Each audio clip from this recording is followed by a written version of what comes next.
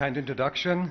Good morning, ladies and gentlemen, and very warm welcome to this, as we heard, first ever German Investors Summit in Hyderabad. It's a great honor and pleasure for us, for the Indo-German Chamber of Commerce, to be associated and to be organizing this event today in coordination with the German Embassy in Delhi and also the government of Telangana. And for this reason, I would like to thank everyone who has contributed to the organization and for the event today.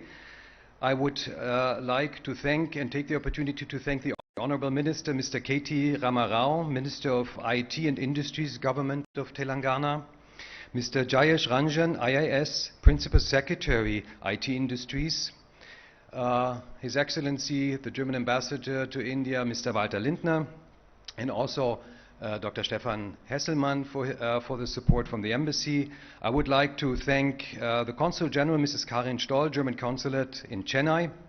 And I would like to thank Mrs. Amita Desai, Executive Director Goethe-Zentrum and designated Honorary Consul of Germany in Hyderabad. I would like to thank Mr. B.V.R. Mohan Reddy, Founder and Chairman of Scient. I would like to thank Mr. Ranjit Pratap, the Chairman of the Southern Members Council of the Indo-German Chamber of Commerce. And I would like to thank my colleague Mallikarjuna for supporting this, and I hope we can all together make this event a great success today. There's more thank yous to come. I would like to thank all the three companies who offered today to organize plant visits for the participants. This is ZF Tech Center India, Mr. Krishna Swami Jambunathan, Vice President and Head of the Tech Center, Void Turbo India, Mr. Klaus Meyer, the Managing Director, and Shakti Horman, Mr. Sashida Reddy, Managing Director. Thank you very much again for being part of the panel discussion here today in the event, and then also for allowing the delegations to visit your operations. And of course, I would like to thank all the participants of the event today for taking your time to join us here for this Investor Summit. Personally, I believe that the summit comes at a great time, at a very good time, not because we can say that we are past the pandemic and now we can go back to the new normal or to normality, because I think we all follow the news and we know what is going on around us in the world, and that basically means that we have to continue to be very cautious, to keep our guards up, and to follow the rules and restrictions to make sure that we will not have another wave coming to India. But still, I think we are ready to take Indo-German relationships to another level, to the next level. This year we're celebrating 70 years of diplomatic ties between India and Germany. And so obviously there's a very robust and very long-lasting good cooperation and relationship between the two countries. And of course, as the Indo-German Chamber of Commerce, we take pride in the fact that we have celebrated our 65th birthday and anniversary this year. So also that means that we've been involved and we've been a major stakeholder in Indo-German relationships for almost the same duration of time. In addition, and I think we can build on this strong relationship, we see a lot of initiatives to further strengthen the relationships. Obviously, as you probably have heard, the German government has issued Indo-Pacific guidelines about a year ago, a little over a year ago, and that should focus and stress the fact that we will be taking a broader look at the region, and of course India will play a major role in this. In the Indo-Pacific guidelines and the measures that will be taken. Obviously, there was a decision by the EU and India to start negotiations on a free trade and investment agreement, and of course we all hope that this will materialize soon. It's been a while since the kickoff decision has been made. We have not seen too much of speed in the negotiations or start of the negotiations, and we hope, of course, that this will change soon. In addition, the Indian government has also, and of course many state governments, and this is why we are here in Hyderabad in Telangana today, also many state governments have started and have continued to provide incentives and measures to attract foreign investment into the country. And in light of the fact that many companies are reviewing their supply chains to get more robust, more resilient, to have alternative sourcing, alternative capacities, that is also a fact that will and may lead to additional investment in Hyderabad, in Telangana.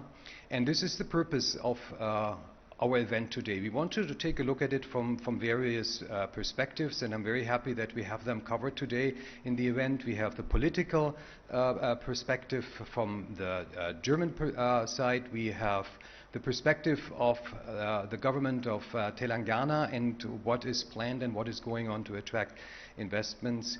And of course, we also have the corporate perspectives, so we hear from the companies, and you can see this afternoon in the companies and the operations how you can do and how you can be successful with your business and operations in Telangana. So with that having been said, I would like to thank once again everyone who contributed, and I wish everyone a very interesting and insightful event today. Thank you very much.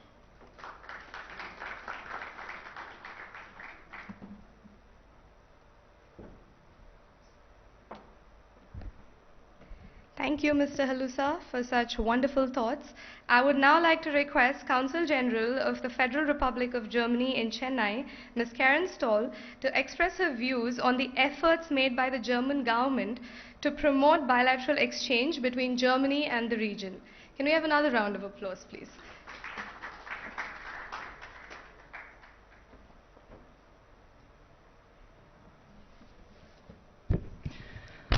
Good morning, everybody. Ambassador Lindner, Jayesh Rajan, Mr. Halusa, Ranjit Pratap. There are so many people here in the room, Mohan, Amita, that I don't want to go through the whole list. It is with great pleasure today to participate in today's event that has been organized by Government of Telangana in cooperation with the Indo-German Chamber of Commerce. It is good to be back in Hyderabad. Since we have a long list of speakers, I will keep it rather short. Most of you might know that I'm responsible for Telangana, also for Tamil Nadu, for Andhra Pradesh and Pondicherry.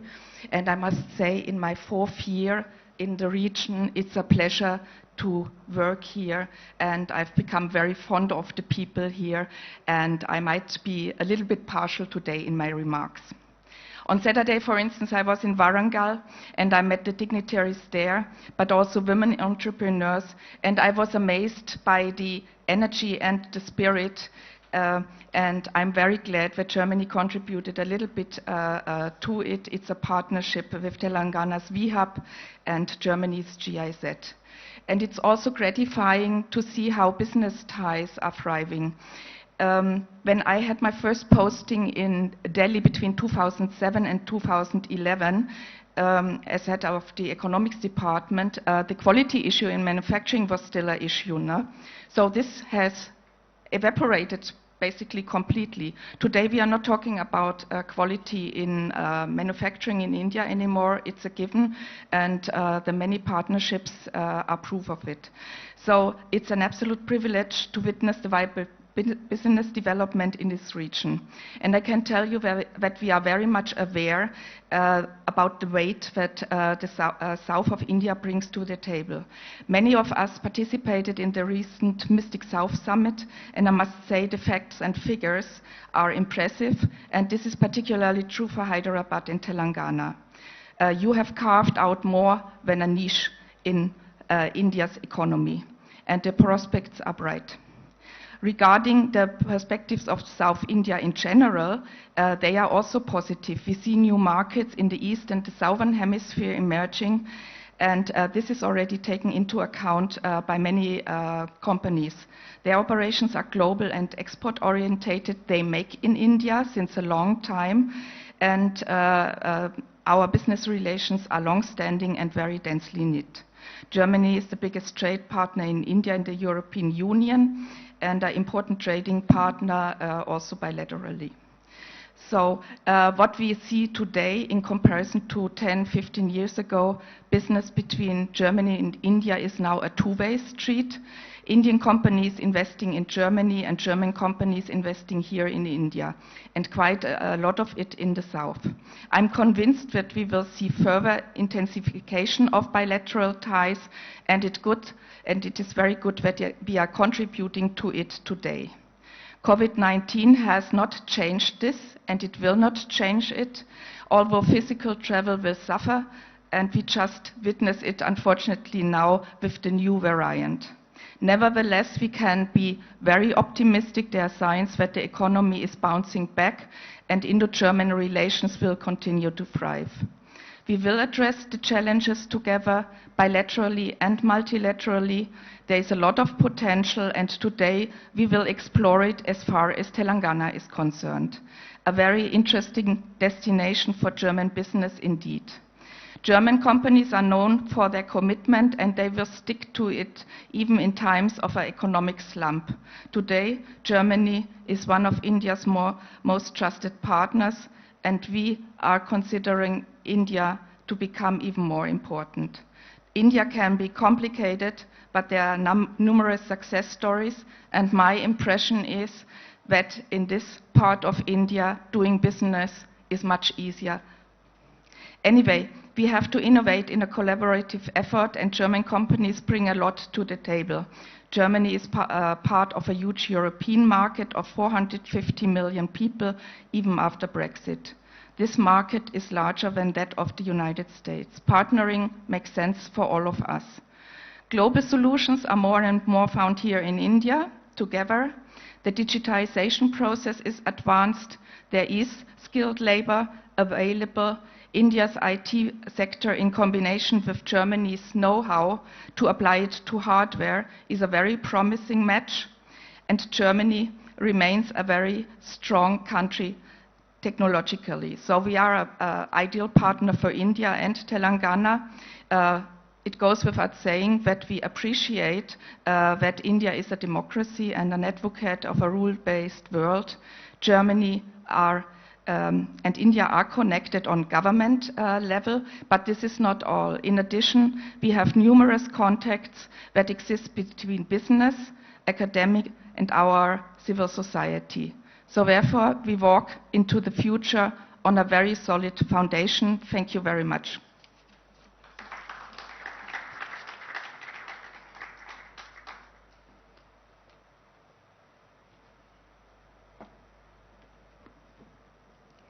Thank you, Ms. Stoll, for such insightful views. I would now like to invite our Principal Secretary, IT and Industries, Mr. Jayesh Ranjan, to throw light on the investment opportunities in the state of Telangana. Can we have a round of applause?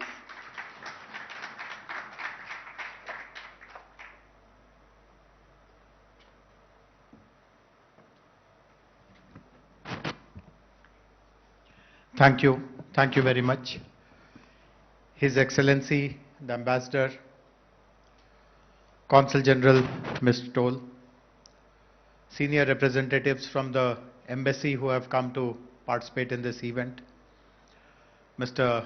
Halusa, Mr. Ranjit Pratap, Mr. Mallikarjun from IGCC, Mr. BVR Mohan Reddy, Ms. Amita Desai, and most importantly, representatives of different German companies who are here today to learn more about the value proposition that is possible in the state of Telangana. Very grateful to you. There are basically three reasons why we wanted to take up this investment meet. Some of you would be aware of it, might have seen news items, news reports, that Telangana continues to receive regular investments from different parts of the globe. We are a very prominent destination of American companies for sure. We have lots of investments from, let us say, Japan, Korea, Taiwan, China. Also good number of investments from countries who are in the Middle East, like UAE, etc. But the footprint of European companies in Telangana is limited. Of course, it is growing at a reasonably satisfactory pace. But as compared, let us say, to American presence, Americans have discovered Telangana like anything, but we don't see the same kind of footprint of European companies here. And many interactions with the companies who are here, who are already here. You will actually be listening to 3 of them, and there are many more, 3 German companies, that is. Many other European companies who are here, French companies, British companies. We even have Spanish, a pharma company which is from Spain. We have companies from the Nordic region. We have Swedish companies. We have Danish companies. We have Finnish companies. Whenever I interact with them, their experience has been extremely positive. In fact, they tell us that they had never anticipated that it will be such a smooth affair and it will be such a positive affair. And eventually they all conclude that I wish there were other European companies who also discovered Telangana and who also had a great run the way we have had. And therefore we felt that it is important to create awareness about what our state has to offer, because Telangana, as all of you would know, is a new state. It got created 7 years ago, 7.5 years ago. And not many people are aware about Telangana. Of course, the city of Hyderabad is known, but normally when Indian states are talked about, you use the name of the state. So someone would have shown you a list of 28 states. Obviously, you'll be finding it very easy to recognize, let us say, Gujarat or Maharashtra or Tamil Nadu or Karnataka. But Telangana, because it is new, it is unfamiliar, people pass it over. So we therefore felt that we must conduct a meet, and let us have this meet first by targeting all the companies who are already in India. So it's not that India is unfamiliar to them. They have a presence in India. Some of them are in India for decades altogether. They have understood the complexities and different other layers of doing business in India. And if they see that India is a tremendous opportunity for them, give them a perspective on a second location in India. So let us say you are in Gujarat, but you recognize that Gujarat is in one corner of the country and you are expanding, you need to have a second location. Can that location be Telangana? So the first group is, of course, all of you who are here. The idea is to appeal to you that if your business growth is justifying a second location or a new location, do look at us. I mean, you are free to do your due diligence to look at multiple other states as well, but do give us a chance, do look at us as well. And of course, you are also connected to a network. Your headquarters are in Germany. You may have vendors, you may have suppliers, you may have partners in Germany. You may be attending lots of industry meets and other association meets there. So when you get a chance to recommend India to your colleagues, etc., do again keep us at the top of your mind. If you like what you hear, if you like what you see, and so on. And of course, once we are done with these kind of, and I do hope that this will be a regular interaction. While we have invited all of you here, and I'm glad that you have taken pains to come to Hyderabad, but we would also be making this a regular kind of an interaction. Not that you'll be called to Hyderabad every now and then. Of course, we'll be very happy if you can come here. This is the most livable city in the country. So if you are here, I mean, it'll give you lots of joy. But if you have your association meetings elsewhere also, for instance, Mr. Halusa was telling me the other day that IGCC has its regional meetings and chapter meetings frequently. So whenever you have a chapter meeting, sometimes later in the year, or later in the year meaning next year at other locations, if you give us 30 minutes time, we would also be willing to come and participate and renew this conversation, etc.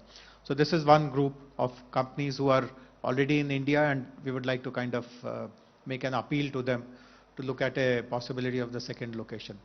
The second part of our strategy is actually to look at companies in Germany who don't have any presence in India as yet. Of course, there are hundreds and hundreds of such companies, so it's a large kind of a catchment. Many of them may not be in India today because of a variety of reasons.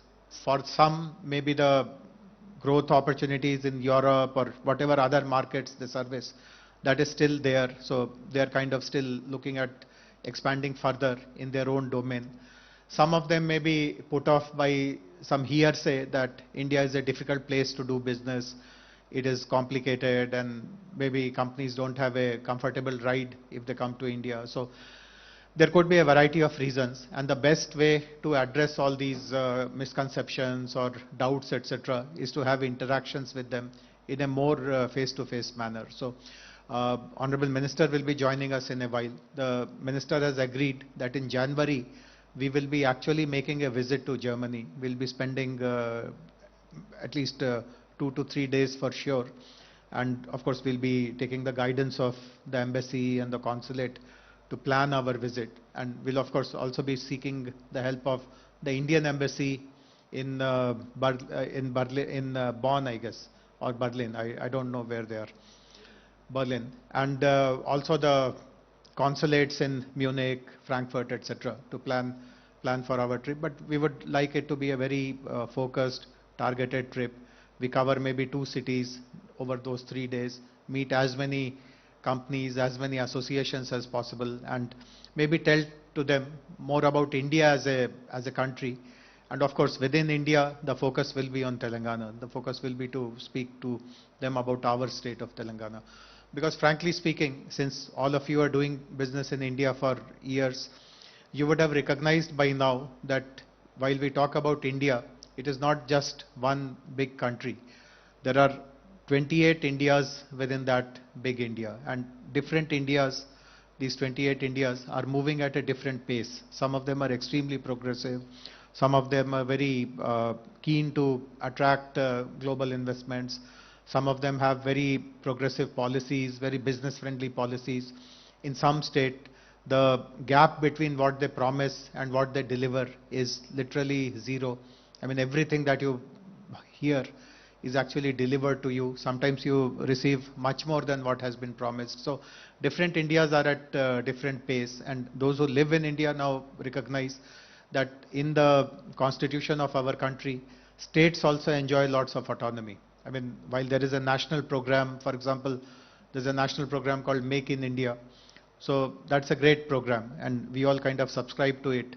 But our federal structure allows the states also to do their own bits, create their own policies, of course aligned with the national policy. But we can have things beyond the national policy also. We can give you something more than what the national policy offers. And when you hear our minister speak in the afternoon, he'll be telling you a number of things about how we have gone much, much beyond these national programs, national policies, etc. So in India, when you, as I said, when you continue to do business here, I'm sure you understand how states are ranked, how states are evaluated, and how it makes sense to bilaterally have discussions at the states level.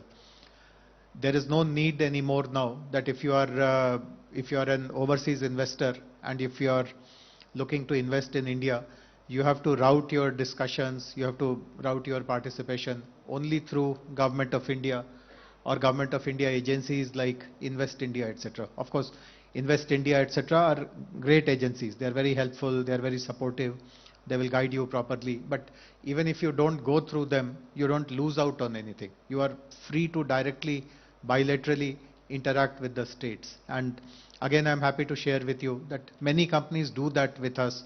We receive bilateral investment proposals, and obviously the kind of response that they get from us, the kind of professionalism we show in our approach, that really impresses them, and most of these investments eventually materialize for us. So that is the message which I wanted to leave with all of you, that when you look at India, do it in a disaggregated way. I mean, India is 28 Indias. Understand which of those 28 Indias is better aligned with your goals, and of course then work very closely with them. I'm also very happy to share with you that like Invest India, I spoke about Invest India, we have created a similar professional setup which is called Invest Telangana. And Invest Telangana is structured or is organized very differently. So I'll quickly tell you about the structure of Invest Telangana. So in our industrial policy, which is called TS-IPAS and which was introduced about 7 years ago, we identified 14 priority sectors. And for each of those sectors, we have created a wing in our Invest Telangana, and we have appointed director level officers who are all from the private sector, who have all been taken on deputation to the government from the private world. I mean, they are not government employees in that sense. They are people who have 5 years, 7 years, 8 years, 10 years experience in that domain, and they have acquired understanding of that domain, and now they have chosen to work for government of Telangana. And each of them, they have their own small team. Some of them have consultancy backing as well, and they are the they are the face of the government when it comes to dealing with investments. So I can give you an example. I mean, you would have seen this very impressive product display, then the collaterals of this Munich-based company called Light Auto.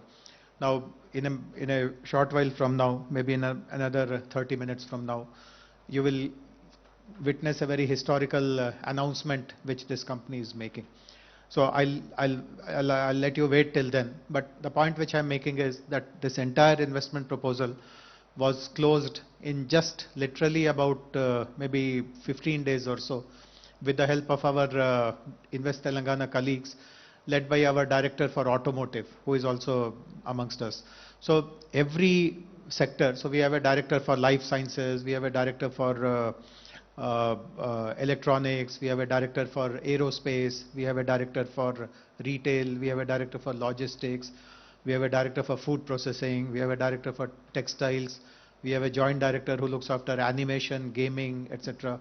Our director for information technology is also sitting here.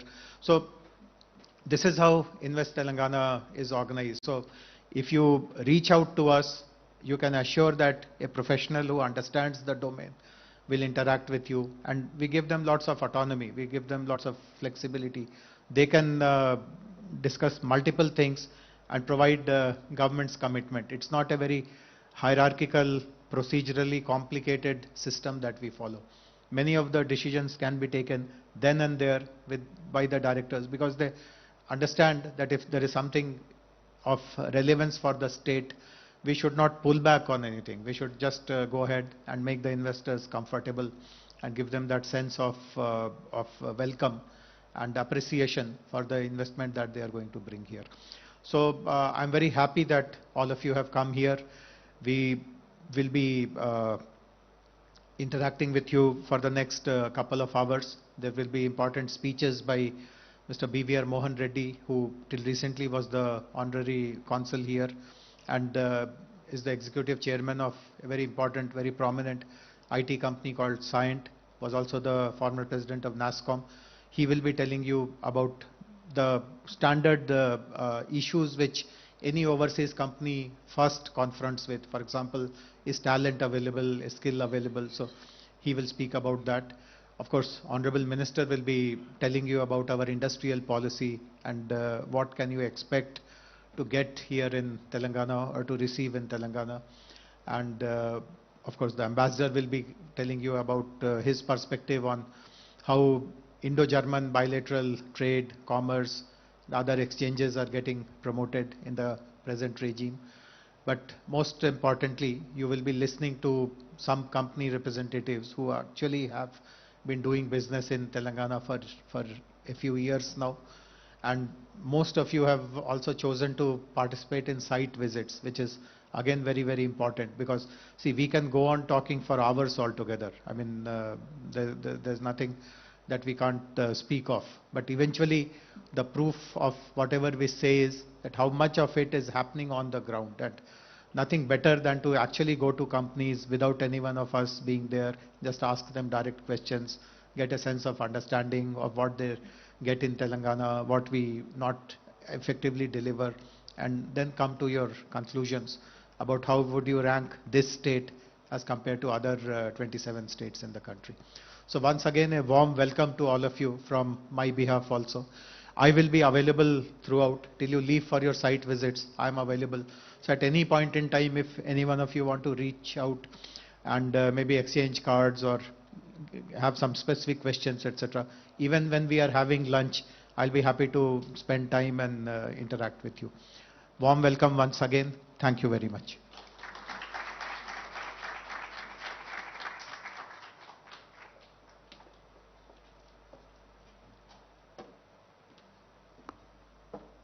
Thank you very much, sir, for giving us such essential takeaways. We will now move to a very interesting section, that is the panel discussion on the experiences of German companies in Telangana, which will be moderated by Ms. Amita Desai, Executive Director, Gaute Zentrum. And as a part of the panel discussion, we do have three panelist speakers. Mr. Krishna Swami Jambunathan, Vice President and Head for ZF Tech Center, India. Mr. Carl Mayer, Managing Director for Void Turbo India, and Mr. Shashidhar Reddy, Managing Director for Shakti Horman. May I now request all the panelists and the moderator to come onto stage, and I will hand over the session to the moderator. Thank you.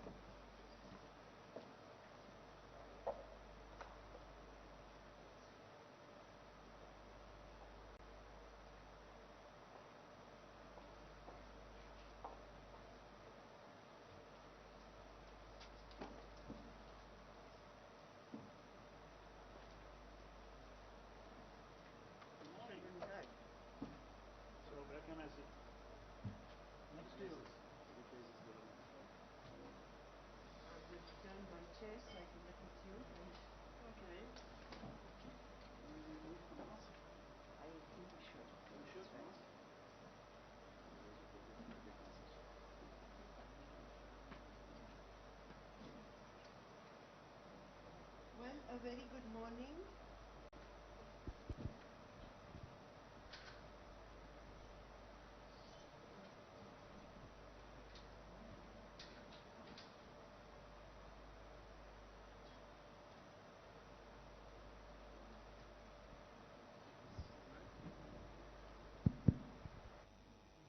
Thank you. A very good morning to all of you on the stage and off the stage. It's a wonderful opportunity, I think, for us to, at the investors meet, to talk about why India and Germany. I think that is a basic question, of course, but to move beyond that, because you have made that coming together of India and Germany not only possible, but also successful. So I think it is crucial for many people who are looking inward, outward, and back inward again to consider what are the opportunities, what are the roadblocks, how does one deal with it, and of course reach the stage where all the three companies that you represent have reached. So I would like to move immediately into discussion and talk and learn from your experiences and your journey. Maybe you, Krish, if I may start with, since you happen to, and I'll just go line-wise because, you know, I didn't want to go alphabetical or anything like that. Let's just begin. You do represent one company which has had a meteoric growth, and particularly in the recent years. Do tell us a little bit about your journey, about the experiences, how Hyderabad or India has had an impact on this experience. First, thank you. Hello. Why don't you use this? This one does work. Thank you. Thank you all. Thanks for coming again. It's a great honor here. Thanks, Ms. Amita, for asking the question. So we represent ZF. ZF is a company, again, basically on next generation mobility. We clocked about 36 billion last year, and that gives you the scale of the company that we are talking about. Primarily, we are into supporting next generation mobility on the three domains, three segments, on commercial vehicles, passenger vehicles, and industrial divisions. Is it better now? Thank you. Of course, we support on the See, Think and Act and on the technology domains with a focus on electric mobility. Sustainability becomes a key thing, and we have declared in the recent IEA also as 2040 as a time for climate reduction, in our case up to 50%. What we have done in the tech center, let me talk about Hyderabad, is a tech center that we started in 2017 March. It's about 4.5 years. We are already close to 2,300 associates over here. And I would say this growth has been possible because of what we see as a talent and our ability to leverage what we are seeing in the region here. So as we started growing over here, I think it is not a question of a back-end office, it's been all engineering work that has been done here. Moving on to two aspects. When a large corporation like that looks at a city in Hyderabad, we are doing two things. One, we support what is the current business. We also position ourselves for the new business into the area of digital as well as in automotive applications and advanced engineering. So that's how we have balanced to grow this. And I would say the key anchor has been the availability of talent and the support that we are able to get in ramping up. So the availability of talent is a crucial thing. Is that something that's easily accessible, or does one have to work on it? Are there training programs that you have to introduce? How does that work? Ms. Amita, there's two things. One, to start initially, Money Hyderabad definitely helps. Okay, there's a pull of the state that helps us to get people. But then once the engine starts running, you see that there are people available who can be trained and much faster. For example, even today we have got a program where people are joining. Just as we speak, about 60 people of them, 90% are from the state, are joining us today as a new starting. They are so from the state. From the state. So that's how we are able to get that. So the ramp up is there, but initially, yes, you need to get that. Again, the connect with the global team. ZF, through our partner in the past, TRW has been involved with Hyderabad. So that has helped us to attract the talent and have the build the brand name. So that's how I would say that the building and retaining talent is fairly easier here. Thank you. And that is because of the talent that you find, or it's because of the training that they have come with, or is it the push that they get from the state itself? Talent is available, definitely. The training helps us to align with our business objectives. That's why the training helps. And definitely the environment plays a big role in retaining that talent. Lovely. Shashidharji, can I request you to please tell us about your journey? You like the door to the world, right? So tell us a little bit about that. Good morning, thank you. We started in '94, and it's been a long journey in the state of Telangana. It was erstwhile state of Andhra Pradesh. But the Germans, the Herman company, it's a family-owned company. It's $1 billion plus in terms of turnover. They have about 33 plants across the globe. And they invested into Shakti in 2012. Since then, we have expanded. We have moved from not only the original products, which were commercial doors. We now have a range of industrial doors. We're now getting into perimeter security, the whole host of products that we are bringing to the domestic market. We also do some amount of exports from here. It's limited to places. There are certain products that we make, which the other subsidiaries of Herman do not make. And we substitute, we cater to those markets and those products where there's a demand for such products.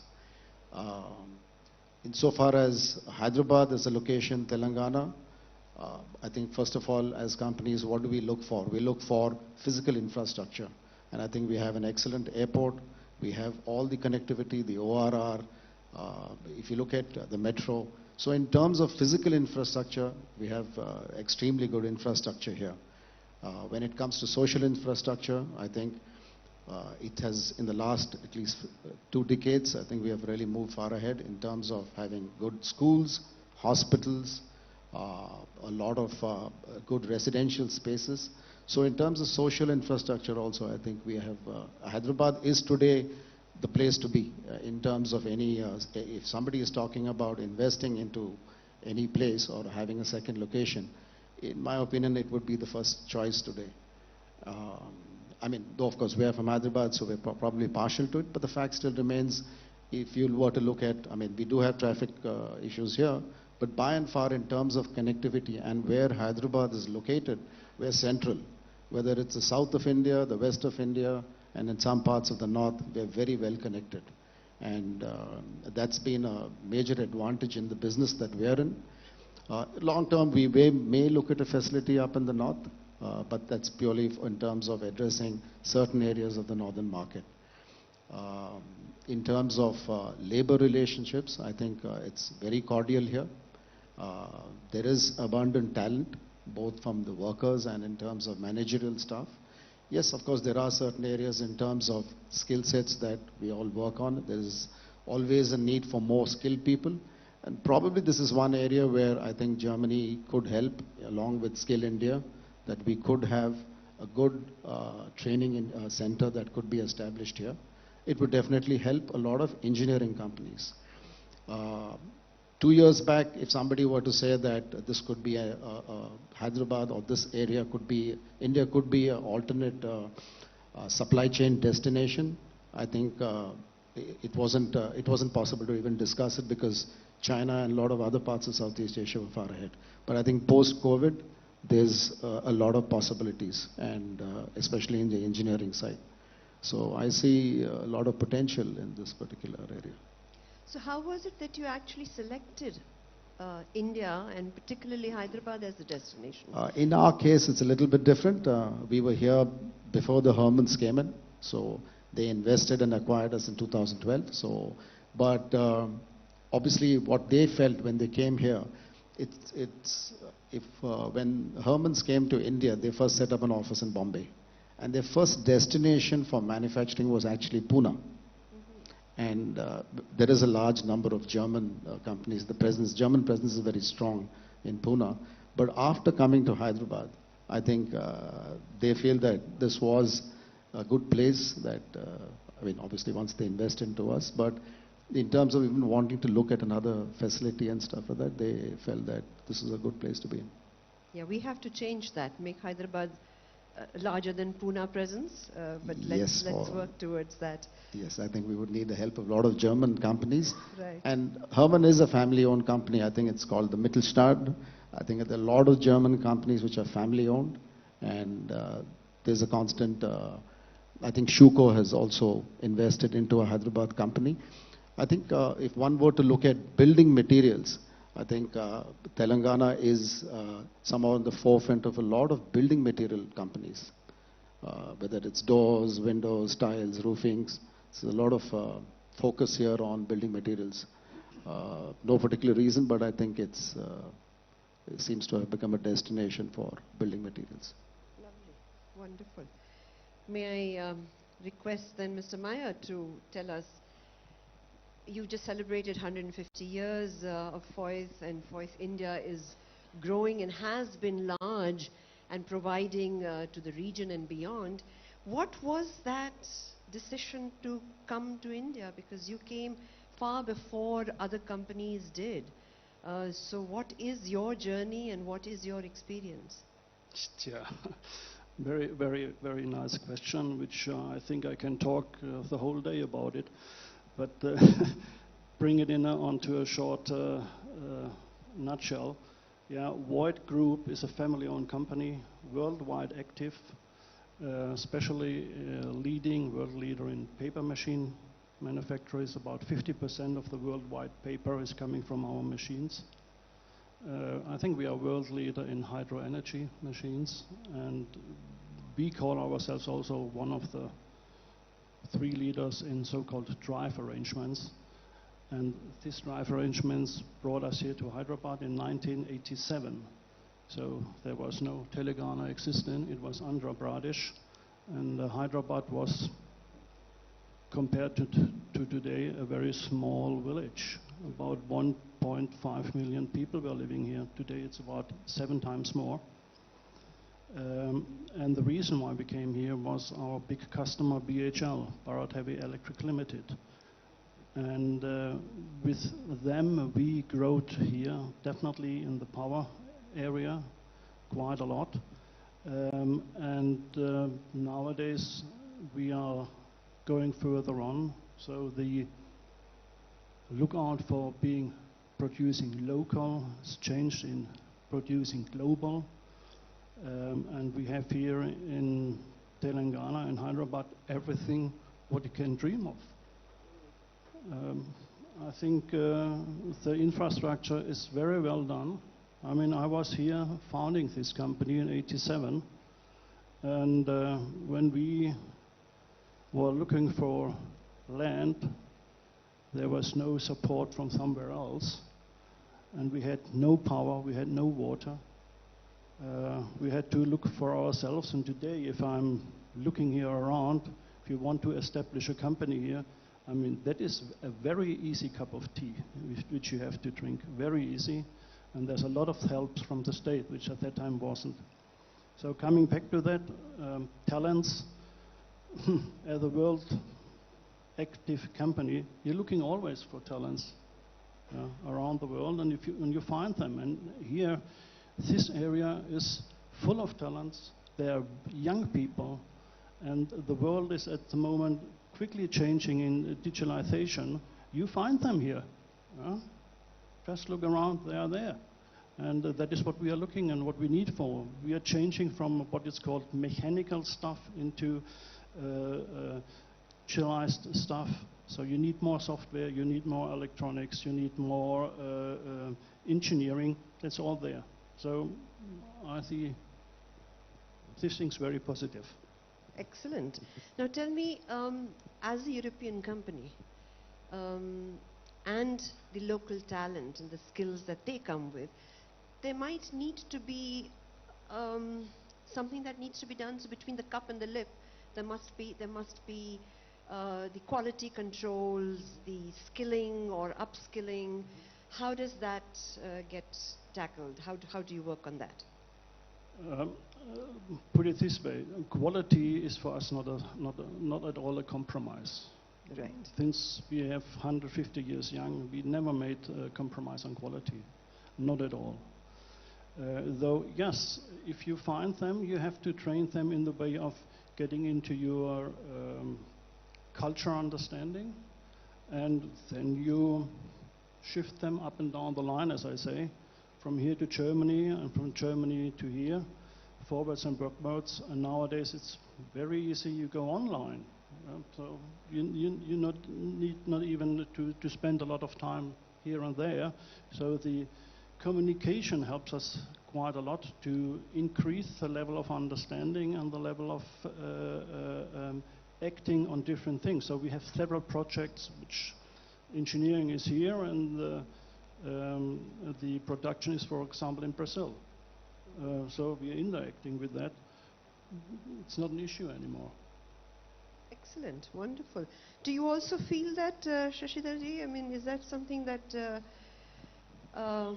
culture was what Hemaya brought out? The culture of work, the culture of quality, the culture of understanding the product and the design and the delivery. How did you manage to translate that? In terms of people, in terms of having the right skill sets, at least the engineering knowledge, there's an abundant amount of talent. Obviously, there's some level of training that one has to give, but getting them to maintain quality, I think Karen or somebody had made a statement, it's a given now, in the sense that as a company, we've always made a product which is, I think, it's an exportable product. We made it right from 1994. So once the workers, it's also the kind of facility that you also create. I remember in the early days when we first set up, it's a sheet metal company. Ultimately, steel door manufacturing is sheet metal. So when somebody comes to a sheet metal door company and they look at it, they expect it to be, a lot of steel lying around, scrap and welding and a lot of racket, untidy. But I think we always maintained a very neat facility. As some of the members of the chamber who would be visiting our facility today will see, it's extremely clean. It's always been clean, and I think that adds to the culture of the worker who also comes and works there. It gets translated into the product. So I really didn't see much of an issue in terms of getting adequate trained workforce here. And achieve the standards Yes, that the global market requires. Yes. Is that your experience as well, Krish? Yeah. How are the markers of success and quality instilled in the skilled professionals? Yeah, I think, as you know, for engineering, definitely, we have always been known, India. But what also happens is, I think where we see the state evolving is the same culture that you see mini India. I would say, as Mr. Jayashanjan mentioned about the 28 states, that culture is coming in because the way we are positioned it is attracting talent from all over India. And that is giving us an advantage of what we are capable of. So you really see the diversity taking shape here and helping contribute to the state. And we are set up again as an export special economic zone, so we are doing all of the work is for Grover.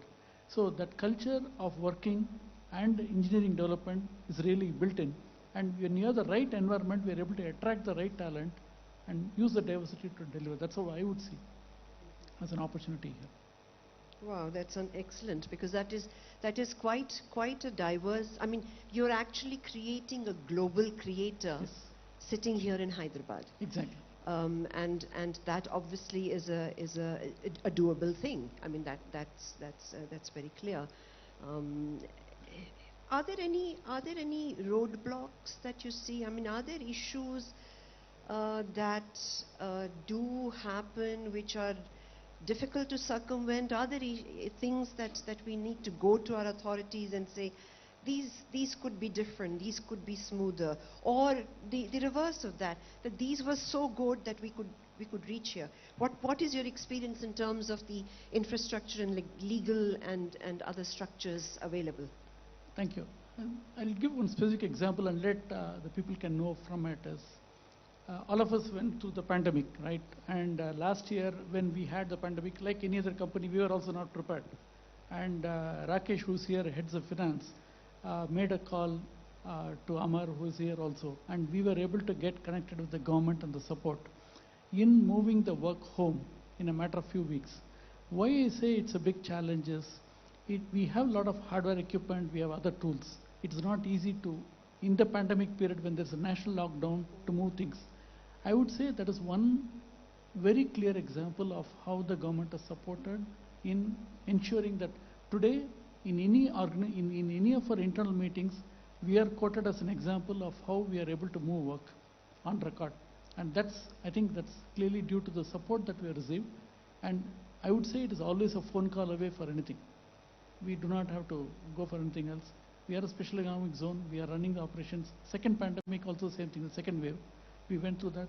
So that is, in my view, is one clear example of how the government support works. So how was it? What happened? I mean, machines can't be taken home, so... So the equipments. In our case, it's the hardware and tools. But the movement, facilitation of the movement, it's just like how you create a green corridor for medical purpose. It's the same thing that we create an industrial corridor. We make sure wherever we are, those lanes are cleared, and we simplify the pass movement so that people can move the work home and the movement of vehicles. So that was very essential. We literally moved about 1,500 computers home, along with the hardware. So that's the sort of logistics and day-to-day working that we are talking about, as an example.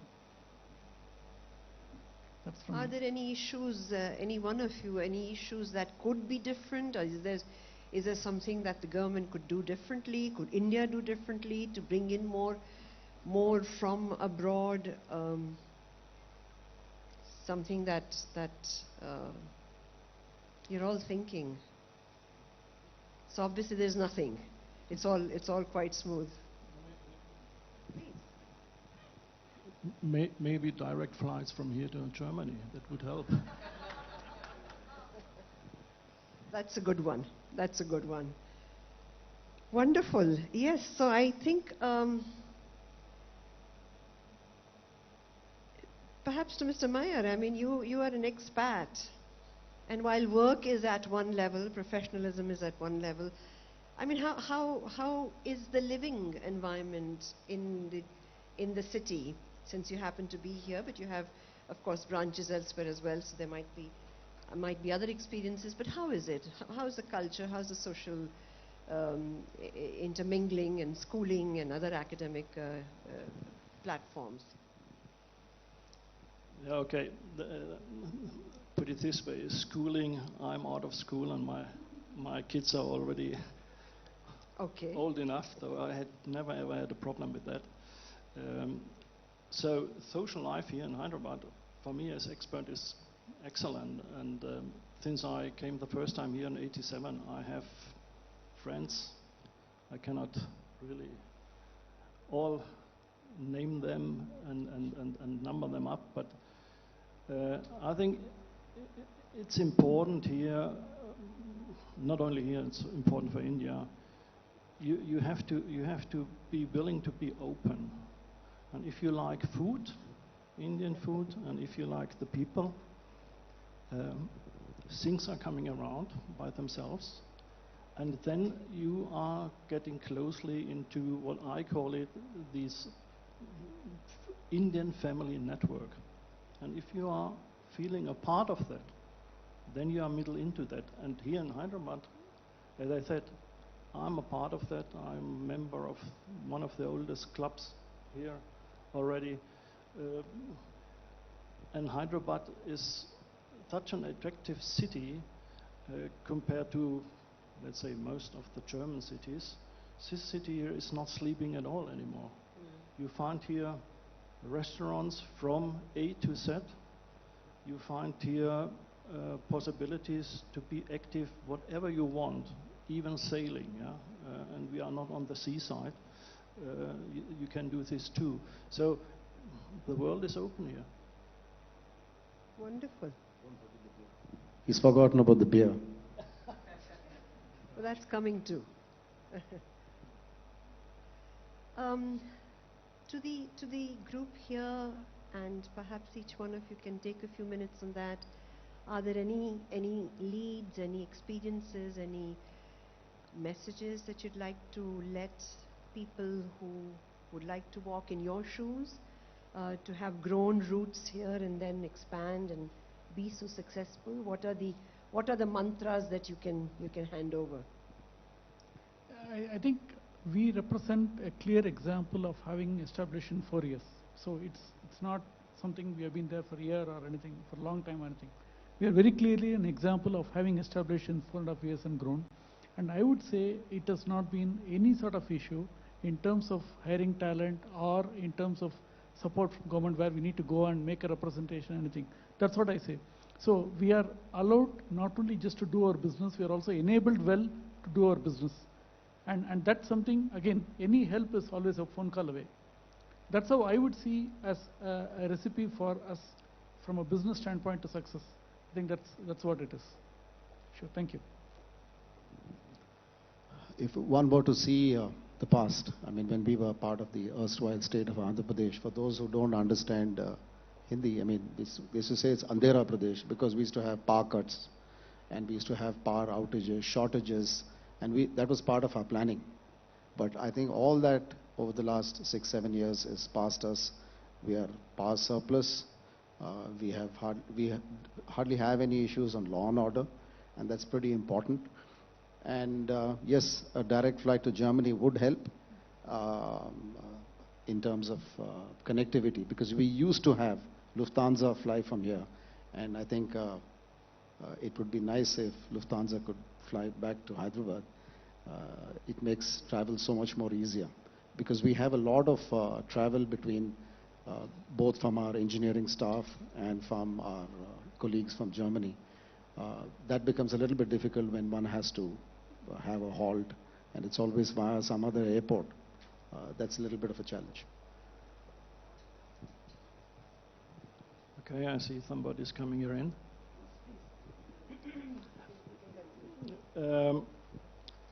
What I would like to say is, if you are interested for whatever reason to invest in India, though, and here in Telangana, just think about in a middle to long term view.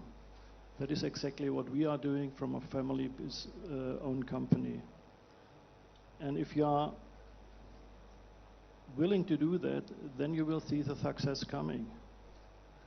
In 1, 2, 3 years you will start, and then it will fly by itself. So just think about your investment about middle and long term, and I think that will be helpful. Regarding anything else, as I said before, Hyderabad is middle in the heart of India, and you can go left, right, and you find a lot of suppliers. Supplier chain here is also really good. Though that is maybe also of importance to mention that So I see there are no hurdles. The only hurdle is maybe the headquarters in Germany to say, oops, is it worthwhile to do it? Yeah? But that is maybe the major hurdle, but the rest, I think there is nothing in between.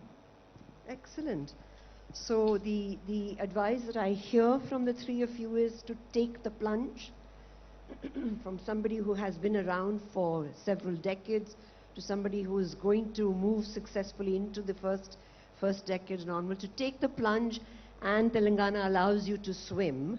There is no question of sinking, right? So that is what I hear you all say. And I think that's excellent, because I think for people present here and wanting to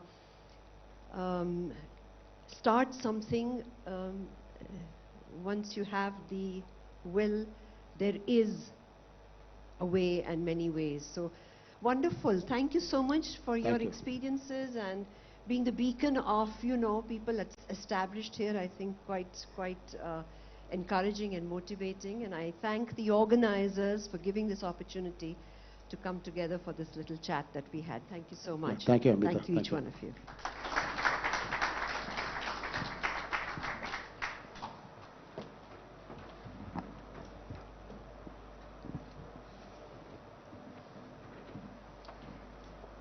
Thank you, Ms. Amita, and our three key panelists for such an interesting conversation. Can I please invite all the dignitaries to step onto stage, please? Can I request all the dignitaries announce? Sure.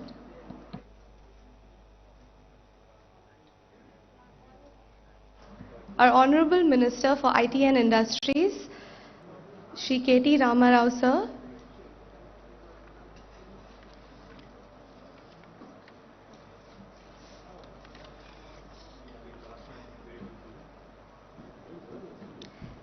His Excellency Ambassador Walter J. Lindner, Embassy of the Federal Republic of Germany.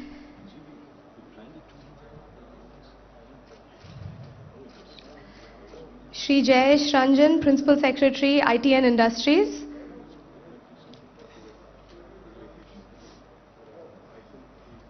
Mr. Stephen Halusa, Director General, IGCC. Our Consul General, Ms. Karen Stoll in Germany. And Mr. BVR Mohan Reddy, Founder Chairman for Scient.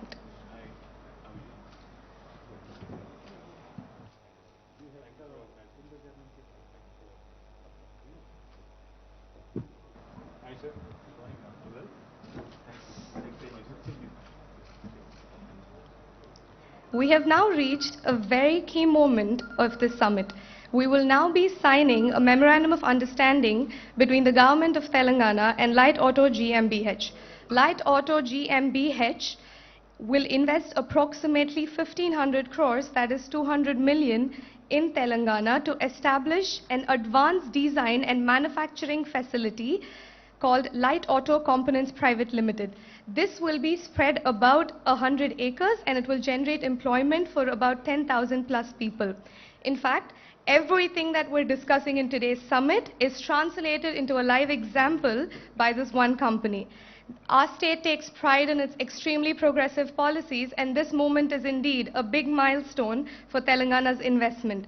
I would also like to mention that the senior leadership in Germany from the team of Light Auto was extremely excited to be here, but unfortunately, due to the world over travel restrictions, they were unable to come. However, we are joined by their India team, and we will be now going ahead with the signing of the MOU ceremony. I will now request Mr. Gopal Krishna, our Director for Automotive, to carry forward the formalities.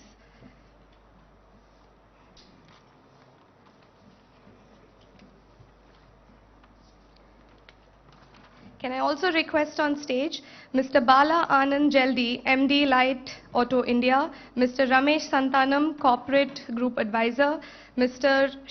Shubha Charan, Director Strategy, Mr. Venkat Reddy Yata, Head of Operations, Mr. Kranti Reddy, Head of Design, and Mr. Ram Mohan, Admin Light Auto. Can I please have the entire team on stage?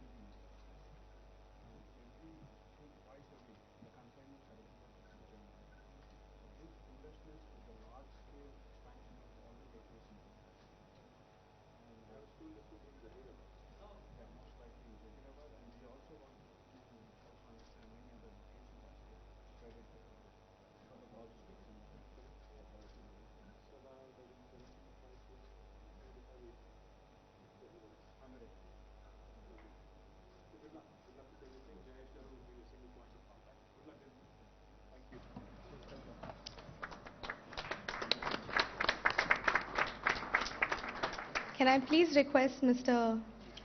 Bala Anand Jaldi, MD Light Auto India, to speak a few words?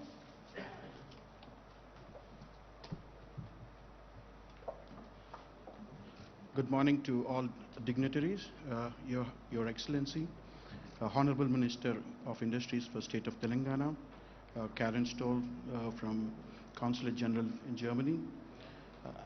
I have been extremely happy for this moment. This progress has been the work of nearly 3 years of continuous work within the state of Telangana, and also apart from that 15 years of R&D where the technology has been trusted and tried in space and defense technologies as well. The reason why light auto, I want to give a brief about light auto and its history. Light auto primarily makes magnesium components. Magnesium is the lightest of all structural materials. It is lighter by 40% from aluminium, almost 80% lighter than steel. In fact, it replaces and equal to the strength of both steel and as well as aluminium. We can replace almost all of steel and aluminium to magnesium. But the technology is extremely difficult. You can count on fingertips globally how many companies exist on magnesium domain. It's extremely difficult technology. But the progress of light auto is one of the most interesting journey we have, primarily after putting up our headquarters in Munich. The first customer for us was so encouraging. It was one of the biggest companies, Rheinmetall. In fact, they encouraged us to set up the German headquarters, because we were thinking many locations in Europe, what should be the best location. After setting up, Rheinmetall has supported us significantly in infusing capital for continuous product development, which they are launching next year. And in fact, I'm proud to state that almost all of the prototypes which was tested and proved by the German giant was made in Telangana. Actually, the pilot was already running in Telangana for the last 1 year, and the Light Auto GmbH has already been investing in Telangana for the last 1 year. And every week, we have a shipment going into Germany for these advanced testing. And interestingly, after that, in the last 1 year, there is an explosion of demand for light auto. It is primarily driven by customers. In the automotive sector, we see that a tectonic shift has happening from fossil fuel-based engines to the battery systems and hydrogen vehicles.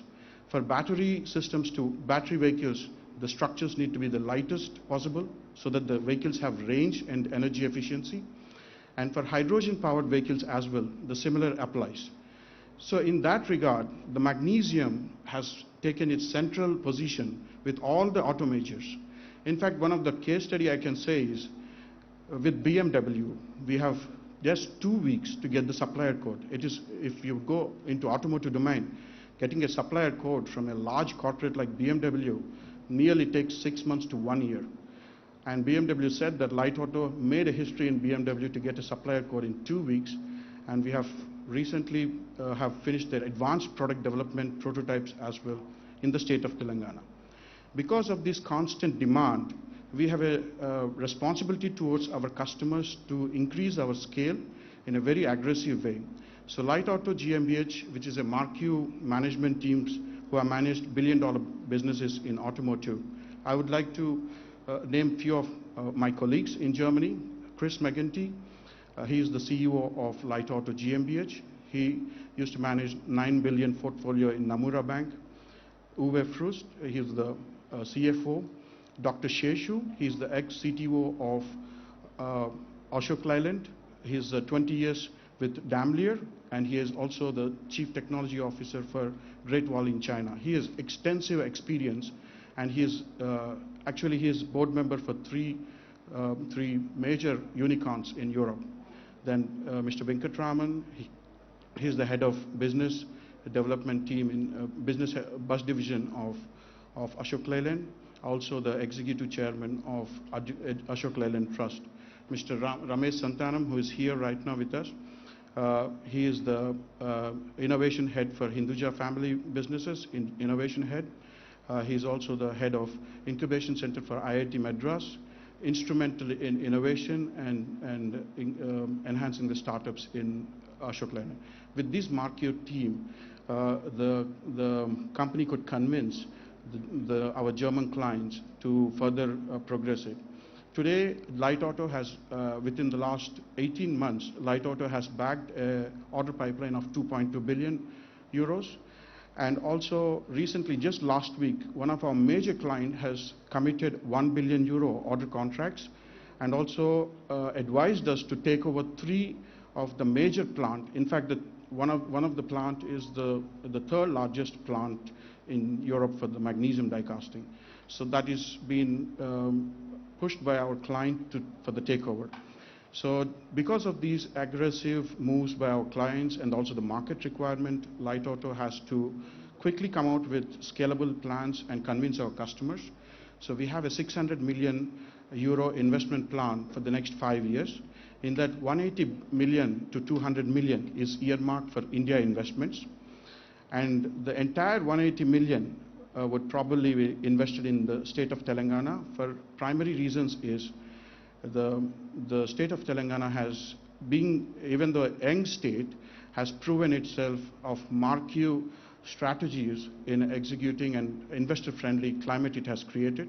Especially, I have to really praise Industrial Minister KTR Garu because of his strategy in attracting business, sending a corporate jet to get a investment is no ordinary thinking. It's out-of-the-box thinking. These kind of things have been noted by our German team that we need aggressive, supportive government for our investment of 200 million in the 2 phases. This plant of 100 plus acres will be coming in Telangana. And also that it will create 9,000 plus of direct jobs, 18,000 plus of indirect jobs. And I have to really thank my clients basically, but the customers, because the customers are driving this company purely because of the products, they like it, and the solutions we provide.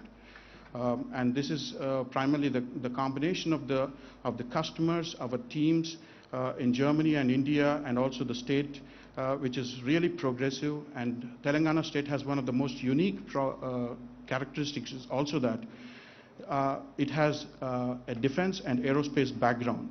Because of defense and aerospace background, the skill set available in Telangana is very rich, especially when we are doing high precision, high quality products. We need the skill set aligned to that direction.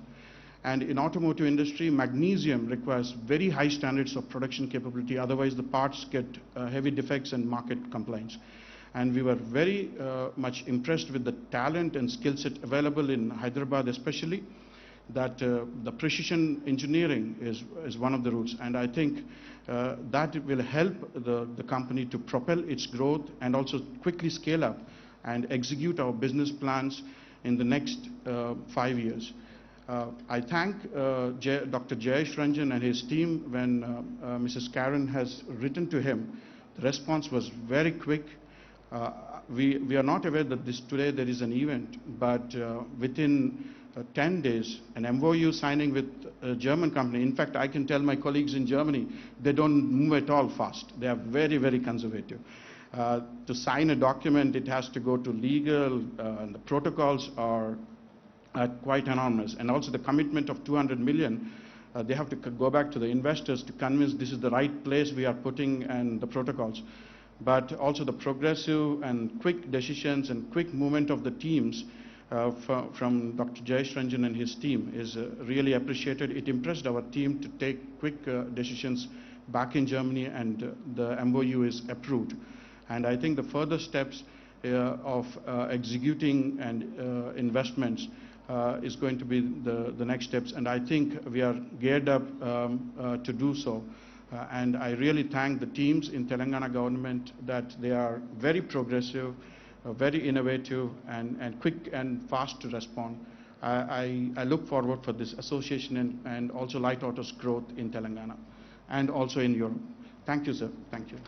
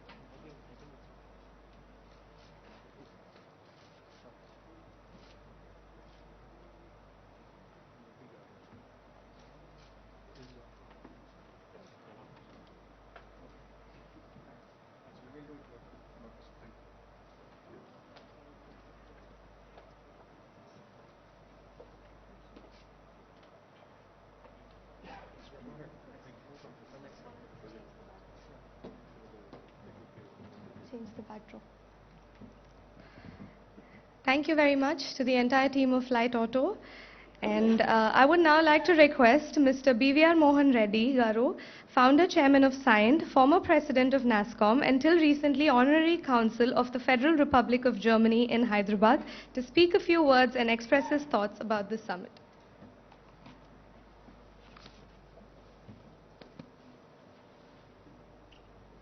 Honorable Minister KT Ramarao Garu, His Excellency the German Ambassador to India, Walter Linder,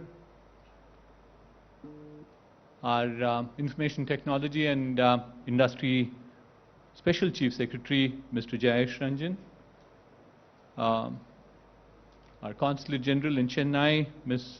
Karen Stoll, Mr. Halusa from IGCC, ladies and gentlemen, a very good morning to you.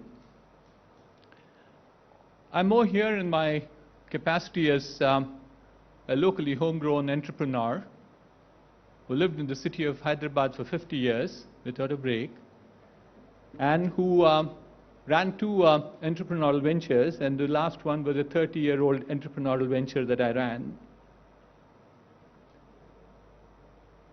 As a part of that, I've also seen enough of world because my company does exports. And so we have gone ahead to analyze what does it mean to go and set up a development center or a manufacturing facility in anywhere in the world. So what I'm sure many of you understand is called a location attractiveness. And certainly what we have seen in the past was how is the infrastructure? Infrastructure in terms of hard infrastructure as well as the soft infrastructure. Whether you have enough of road connectivity, the air connectivity, the rail connectivity, innumerable number of them that go by. People like us, as I said, you could then count on my age too thereafter, is that have gone back to the governments to tell them how important it was to create a cultural environment in the city of Hyderabad. I still recall an instance where I took a representation to the Chief Minister, then the Chief Minister, to say that we should allow the pubs to be opened. We have to allow alcohol also to be there. This is a part of, the cosmopolitan nature. So the governments played an extremely important role in facilitating the industry to come by. Amazing effort that has gone in from different governments. But what we have seen in the last 6 years is a further positive transformation in terms of what we have seen as the infrastructure, the facilitation, the ecosystem to ensure that more amount of industry came in. So it is not just the hard or the soft infrastructure we're talking about, but much more than that is to create an ecosystem, certainly which would attract more amount of investments into India. And that's precisely what we're heading towards in saying that here is a city that has many attractive things for every one of you who are in this audience. I'll just call out 3 of them. And I think the 3 panelists who were here earlier also touched upon them very softly, whether it was ZF or it was Harman, and we also had people from Voith. The first and the foremost is we talked about talent. And in terms of talent, in several ways one could call this as the knowledge capital of this nation. Today, if you look at the number of education institutions in this country are unparalleled. The best of education institutions in India, which go by the name of IIT, IIIT, ISB, Nalsar, University of Hyderabad, or its FLU, and it goes on, are all housed here. You might say, what does FLU have to do? I'm sure that's important for us when we do global businesses. Equally important is that today, in terms of all of us, I'm sure, are technology companies. And more importantly, I think technology has become all-pervasive. Irrespective of the industry, you name the industry, I'll give you examples of how technology is invading them right through. It's agriculture, it's healthcare, it's education, it's logistics, you name them. It's all there, manufacturing. So what is important for every one of us is talent. And where do we stand in terms of talent? Is we have 1,16,000 undergraduate seats in the state of Telangana. It ranks in the top 7. That's about 8.9% of the talent, which is still very impressive, but I'll tell you more impressive stuff which will impress even KT Ramarao garu right now. The capacity in India today, where I said 8.9, is far in excess of what we require in India. So therefore, students join only institutions which are of good quality. The data point is, in India right now, the ratio, I do a fairly large amount of work for the Ministry of Education at this point of time, the ratio of enrollment in undergrad education is 55% across India. That's the average number. In the state of Telangana, it is 67%. which is a reflection of how good this education is. Otherwise, why would students enroll? It would probably be the same number of what it is, 12 points ahead. The second one, equally impressive, very dear to my heart, is gender diversity. No family, no society, no institution, no state, no country can prosper without the involvement of women equally having a share with men. The average enrollment for an engineering education in this country from women is 30%. These are MyGov numbers, officially provided to me. In the state of Telangana, the number goes to 36%. Clearly 20% higher than what 30% is. It reflects how tolerance is. The third data point I have is everybody talked about the digital education, emerging technologies, how all these digital technologies are now becoming a part and parcel of every industry. Whether it was ZF, Voith, or Shaktiman, all of them talked about it. And there's been a major thrust, people like me have been involved, in pushing this digital education in this country. In 2018, when the push came, when we went back to look at the national number of seats that were there were 5,000 seats in all. In the last 3 years, or 4 years now, getting to 3.5 years, we now moved the digital technology undergraduate education to 120,000. Guess how many of those are in the state of Telangana? 22% of these seats, or 120,000 I'm talking about, are in Telangana. So the talent availability, the quality of talent, the gender diversity, as also digital technologies, is nothing to beat the state of Telangana. The next point I'd like to make is, other very important for all of us, is ability to research and develop new products, new services. And today, again, unparalleled data is that there's no city in India today which has the same number of R&D institutions as Hyderabad has. The count is 40 and it is growing. You can name the areas that you like: agriculture, healthcare, defense, aerospace, life sciences, logistics. Any one of those areas, you do have governmental support in terms of laboratories. One might always say, Mr. Reddy, this is government institutions, but then I have to admit the bulk of the research in this nation happens because of government support. But more importantly, I think the movement right now is to convert this research from lab to product, lab to market. My two favorite words are marketing and marketability. I work on this too fairly intensely. How do we bring this R&D out of where it is inside as best kept secrets to be beneficial to this nation? And I think two things. One is, of course, an initiative that I personally run, which is bringing out all the R&D at IITs into the industry.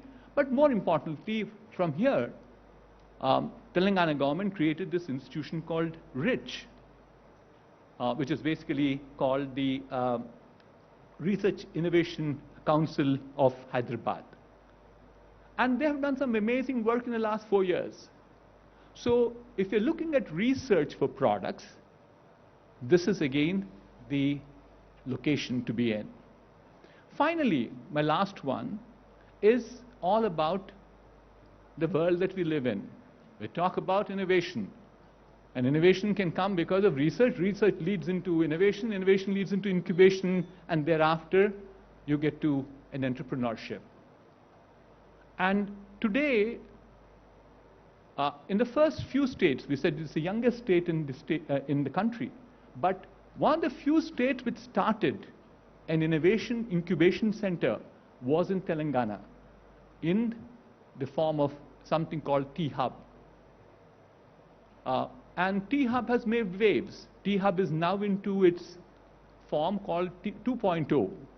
With 2.0, there will be as much as about 30 3.6 lakh square feet area, which will make it the largest incubation center in this country. Yet another first by itself. And what did T-Hub do in the last 6 years, or 6.5 years at this point of time, is created an ecosystem which will harp on each other. What have we seen as a result of that? Today in Hyderabad, there are 50 plus incubators. There are 20 plus enablers. And there are 50 plus co-working spaces. So therefore, what did the Telangana government do? Created T-Hub all right, but created the ecosystem to add to T-Hub. They went ahead and created TSIC, which is the innovation cell. They created the V-Hub for the women. They created the T-Works, which is the tinkering lab. They created the RICH, which you talked about, and they have TASK. So sum total, the story is you can't have a better destination than Hyderabad. I've seen all around the world. There are certain other constraints that you need to have geographic presence, etc. I went ahead and evaluated many locations. Many of you could not have even heard about an island of Puerto Rico. I do have a development center out there, 1,000 people development center. So it's through an evaluation process that we went. So therefore, I'd like to assure you that through a complete evaluation, I'm sharing these thoughts with you this morning to say that here is the state that you should choose to come and invest and grow. I wouldn't be complete if I wouldn't acknowledge the proactive, the passionate state leadership under the visionary leadership of our Honorable Chief Minister, but equally importantly, our dynamic IT and Industry Minister, Industry, Municipal Administration, it goes on, Mr. KT Ramarao Garu. So can we all join hands to thank Mr. KT Ramarao Garu for all the good work that he does. And I also keep saying this fairly often, that the political will provides the direction. They are there behind us, behind a number of people.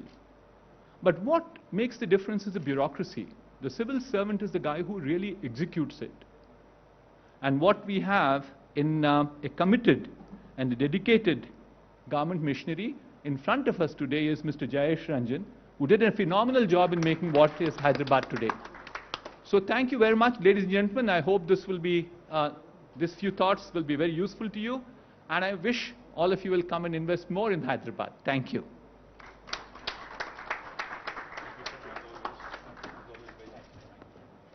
Thank you very much, sir, for your continuous and persistent effort in making Telangana a business-friendly destination.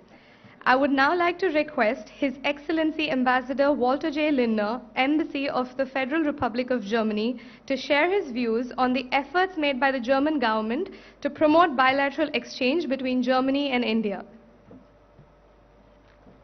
Can we have a round of applause, please?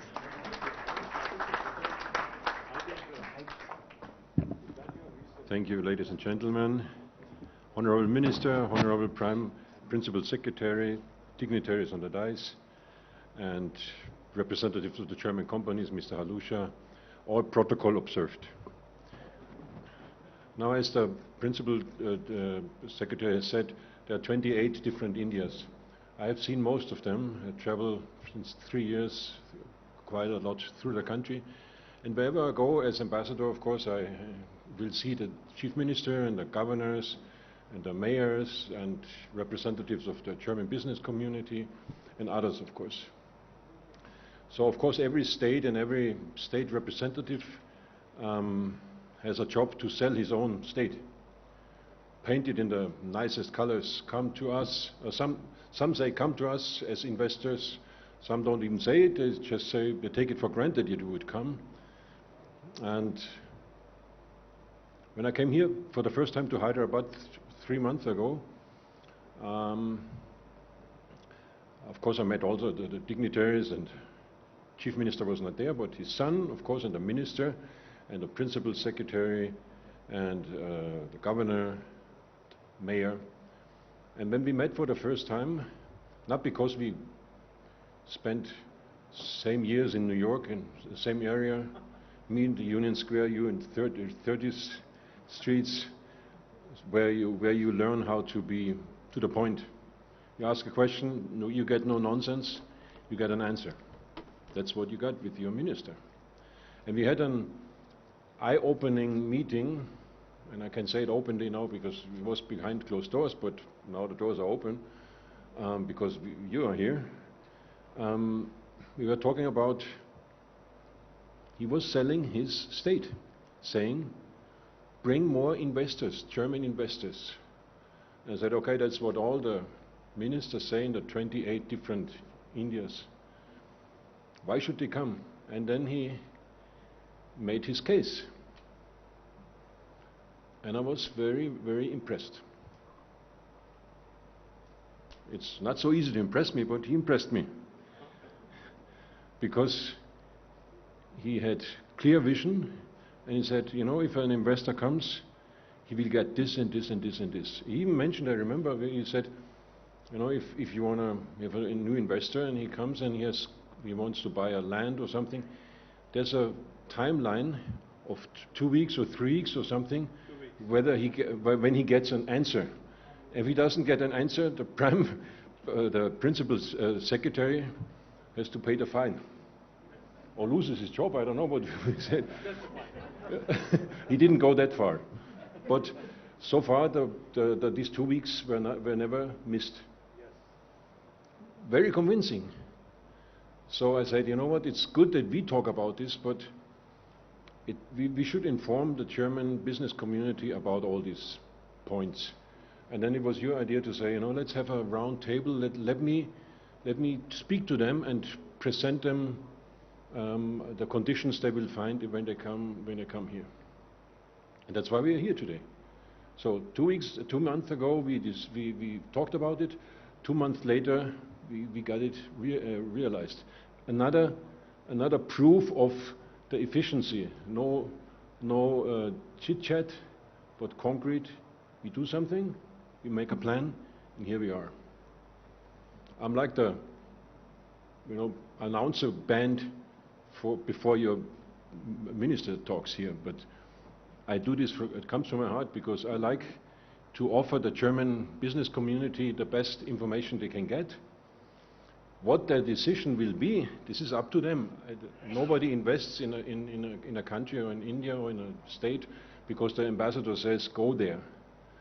You will make up your own mind, and Mr. Halusha will communicate this to the other members who are not here.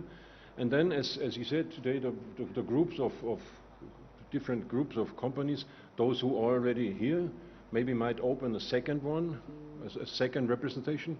Think about why not going to Hyderabad. Or those who newly will invest, also they might decide. As was mentioned, most of the German investors are so far, of course, in Mumbai and in Pune, and then in Ahmedabad. I was the other day. Ahmedabad, and of course in very few other places, but not so many would be here. Why not coming here? You will hear all the answers by the minister. Coming to an end, we had just a discussion where you were not here, where there were 3 representatives from German companies here, sitting there, and the MC was asking, so if you could wish, what else would you need in this state? What would be on your wish list? And there was silence. Well, there was one point, which is bring in a Lufthansa flight, which is not in your competition, I guess, work line. It would be more in mine, but it's not even in mine. It's in Lufthansa's work line. But otherwise, other than that, silence, which gives a good impression. So it's like they were on your payroll, but they were not, because they are independent entrepreneurs.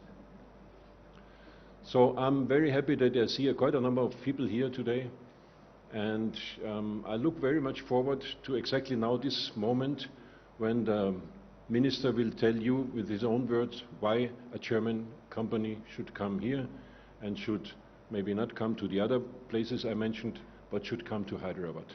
Thank you very much, and thanks for coming to this meeting.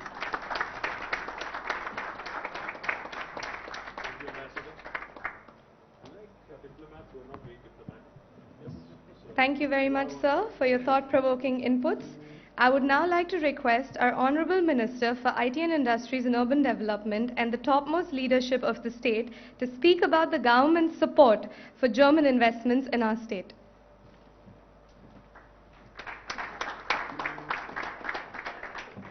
Thank you. Good morning to all of you, and sorry, good afternoon, actually. It's 12:15 already. Thank you, Ambassador. Ambassador Linter, I was just telling him, in fact, that I meet many diplomats. I interact with several diplomats from all over the world. But I like diplomats who are not very diplomatic. So I see you as a man who speaks his mind. I see you as a man who keeps up his word. Thank you very much. You promised me a couple of months ago that you will bring in a delegation of German business groups. Thank you very much for making it happen.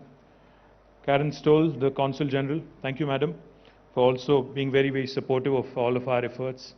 I hope for your continued guidance and continued support. BVR Mohan Reddy Garu, thank you for doing my job, sir, because I think you were very elaborate on why Hyderabad and why Telangana. Thank you very much. As always, you have been a great guide, a great friend. Thank you very much. And, our friends from the Indo-German, Chamber of Commerce, thank you, sir, and the entire team for, organizing this event. And my Principal Secretary, Shri Jayesh Ranjan Garu, who's always, spearheading, who's always been a very positive, guide to many, many investors who continue to come and invest in Hyderabad, invest in Telangana. Thank you, Jayesh, for all your efforts. Let me start off by saying a couple of things. I think my colleague, Jayesh Ranjanji, was absolutely right on the money when he said there is not one India, but there's 28 Indias, which is a fact. Because a lot of times, many a times in fact, investors who are not from India, investors who are from overseas, could be Europe, it could be Americas, or it could be any other part of the world. When they start looking at India as an investment option, there is this oversimplified thinking that India is a unitary country. It is a country, but it's more like Europe. It's more like a Europe where you have each country with its own culture, with its own, different vibe, with its own different set of policies, etc., etc.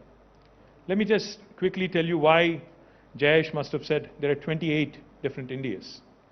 In India, the diversity, the heterogeneity is something that we all are amazed by, always. I mean, I'm an Indian, born and raised in India, but still I continue to be amazed with the kind of diversity that this amazing country offers. For instance, myself and Jayesh Ranjan, we both work for the same government. I'm the minister, he's the principal secretary. But the language I speak at home, my native tongue, versus what Jayesh speaks at home, are as different from each other as are German and English. That's how different India is. Everything changes in India with every 150 kilometers. The language, the culture, the dialects, the eating habits, everything is different every 150 kilometers. We have 22 official languages in India, but we have more than 300 unofficial languages also. So that's how complex, that's how diverse, that's how heterogeneous our beautiful country is. Therefore, when you are looking to invest in India, when you are looking to do business in India, please do not have an oversimplified version of India as one unit. If you engage with Telangana, you will get one version of India. If you engage with another state in India, you'll get a completely different perspective of doing business in India. So therefore, my appeal to all the German investors who are looking to now redraw strategies after COVID, after the pandemic, who are looking to expand their base in India, who are looking to consolidate their position, their market share in India, my humble appeal to all of you is, you need to look beyond. You need to think beyond Delhi. You need to think beyond Mumbai. Because each state, I mean, the overall policy, the overall foreign policy, the overall trade policy, the trade agreements are decided by Government of India, but the action actually lies in the states. States is where the action really is. What do I mean? What I mean is, if you are an investor, and if you are looking to invest in India, what all do you look for? Of course, a broad policy framework which enables you to bring in foreign direct investment. That's number one, which is facilitated by Government of India. What else do you look for? When you invest, we understand very well that you're not looking for the short term. You're coming into a new country, you're coming into a new territory, you're thinking long term, you're thinking of 20 years, 25 years, in some cases, maybe longer. So therefore, you need a partner. You need a partner who can actually guide you, a partner who can help you in building up, in growing together. What else would an investor need when he or she is making a business decision? You would need a few things, in my humble opinion. The first thing, of course, one would need is a chunk of land to set up your factories, to set up your operations, to ensure that you actually hit the ground running. That's something Telangana, that's an area where Telangana really excels.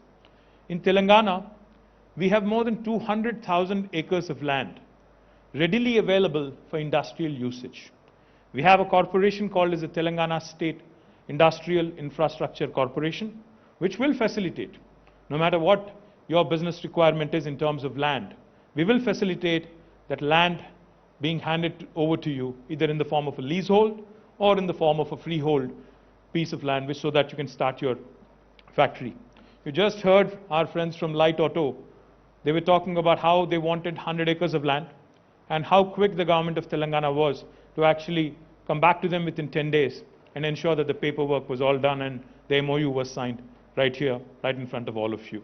My compliments, I think, to the entire team of Light Auto for deciding to invest in the state of Telangana. Thank you very much for your business. The second thing I would imagine you would require once you have a piece of land is clearances, speedy approvals. Now that's an area where Telangana really excels. Our Honorable Chief Minister, Shri K. Chandrasekhar Rao Garu, when he assumed the office of Chief Ministership about 7.5 years ago, had an extensive dialogue with the local industry, asked them a couple of questions. He sat with them for 7 hours. He said, what are all the things we need to set right? What are all the things we need to be doing, to improve Telangana's attractiveness when it comes to investments? He was told 3 things. First one was, please improve the electricity situation in the state, because we were reeling under power outages, we were reeling under power deficiency, electricity deficiency. This was about 7.5, 8 years ago. Not so anymore. Now we are a state that assures and supplies 24/7 electricity to all sectors, to industry, to agriculture, to every household. And now we also take a lot of pride in ensuring that 15% of this energy that we generate and supply comes from renewable sources, from solar and wind. We are the second largest renewable energy producing state in India today. So our commitment to environment, our commitment to sustainability, our commitment to SDGs, our commitment to clean tech is something that we take a lot of pride in. Second thing he was asked was for speedy clearances, for speedy approvals. Our Honorable Chief Minister, in fact, asked Jayesh and the entire team of Industries Department to travel, to tour, and come out with the best policy possible in the country and possibly in the world. When they came back, he was not satisfied. He sent them again to visit Singapore, to visit other countries in Europe, Americas, to look at the best possible policies, industrial policies in the world. And then, in November 2014, we have approved in the state legislature the Telangana State Industrial Project Approval Self-Certification System, abbreviated as the TS-IPASS. Now, TS-IPASS is very, very unique. No other state in India has a similar policy. It's a truly, truly single window policy. Now, the joke in India is every state promises a single window. but there are always multiple windows behind that one single window. But in the case of Telangana, backed by statute, backed by legislation, we do promise and deliver a truly single window system. What we promise is if you have a piece of land approved by legislation, you can start construction of your factory on day one without any clearance, without any approval from the local government. Be it the state government or the local municipality or even the local Gram Panchayati, you can start construction of your factory on day one. You can simultaneously apply on the TSI Pass portal to the government only for regulatory purposes, because we need to know who is doing business in our state and what kind of activity they are engaged in. Once we receive your application online, we only take 15 days to deliver a yes or a no answer to you. You might say again that, we've heard this before, time-bound clearances. How is Telangana different? We are different because if we do not give you a yes or a no answer in 15 days, on the 16th day, it's a deemed yes. It's a deemed automatic approval. No other state in India will tell you this. And the third thing we do, we take accountability very seriously. If we don't deliver on the 15-day window, again, by statute, by legislation, on the 16th day, the law empowers us to penalize even our bureaucracy, to penalize even our bureaucrats, to the sum of rupees 1,000 per day, till such time as they actually clear that specific application. This again, no state in India will tell you. In fact, I was in KPMG's global headquarters talking to the chairman of KPMG, and when I explained to him this policy, and when I mentioned to him that no Indian state will offer you this was in New York City, our favorite city, Ambassador, he looked at me, he smiled, and he said, well, no state in the United States also offers you this kind of policy. So that's how truly remarkable, that's how truly progressive the Telangana government's industrial policy is. For those of you who are thinking, who are smirking and saying, does this actually work, or is this all talk? This policy has been approved in 2014 November, and we are here in December 2021. Let me tell you, we've been able to give more than 17,500 clearances so far, all in a time-bound manner in less than 15 days. And in fact, in some cases, you would be amazed, we were able to give clearances in less than 11 days, 10 days, even from 37, 38 departments. That's how efficient Telangana government's delivery has been. And, as they say, what matters really is not just new investors, but existing investor sentiment also. The government of Telangana, in fact, has been able to attract several $1 billion of investment in the last 7.5 years. More than $33 billion of investment have come into Telangana. But what's heartening, what's extremely delightful, what makes us happy, is that 24% of that investment is actually from repeat investors who already had a base in the state of Telangana. The reason why I mention this is because as long as your existing investor is happy, they become your biggest brand ambassador across the world, because they travel, they share their success, they share their experiences with the government, with the administration, elsewhere also. So therefore, I'm delighted to tell you that this is the kind of experience the existing investors in Telangana have had in the last 7.5 years. More importantly, a couple of things we admire. In fact, when I met the ambassador and the consul general, I told both of them a couple of things I admire in Germany. And I have discussed this several times with Mr. Reddy as well. The one thing I really admire in Germany is the dual degree program that you have, where you have your students, in fact, become apprentices or interns in the industry while they are actually in a grad school. I think it's extremely important to have hands-on experience. That is something I would love to emulate in Telangana. In fact, that is something we need to emulate in India if we really have to compete with the large manufacturing countries like China and United States. The second thing I really like about Germany when it comes to industry is how well and how vibrant your SME ecosystem has been. The small and medium entrepreneurs in Germany make up for the bulk of GDP that comes from the industry sector.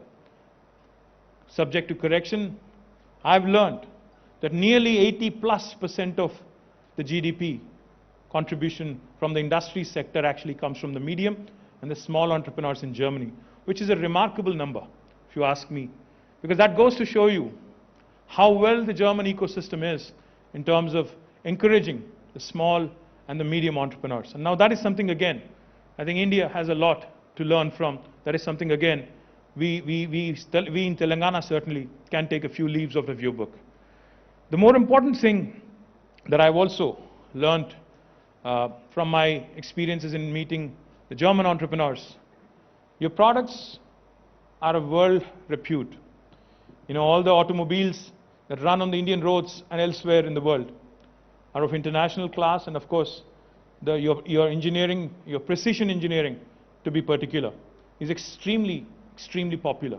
Now, Indian manufacturing sector, especially when the world is looking to move away from China, you know, either China plus one strategy or a complete exit out of China and starting to look at other avenues.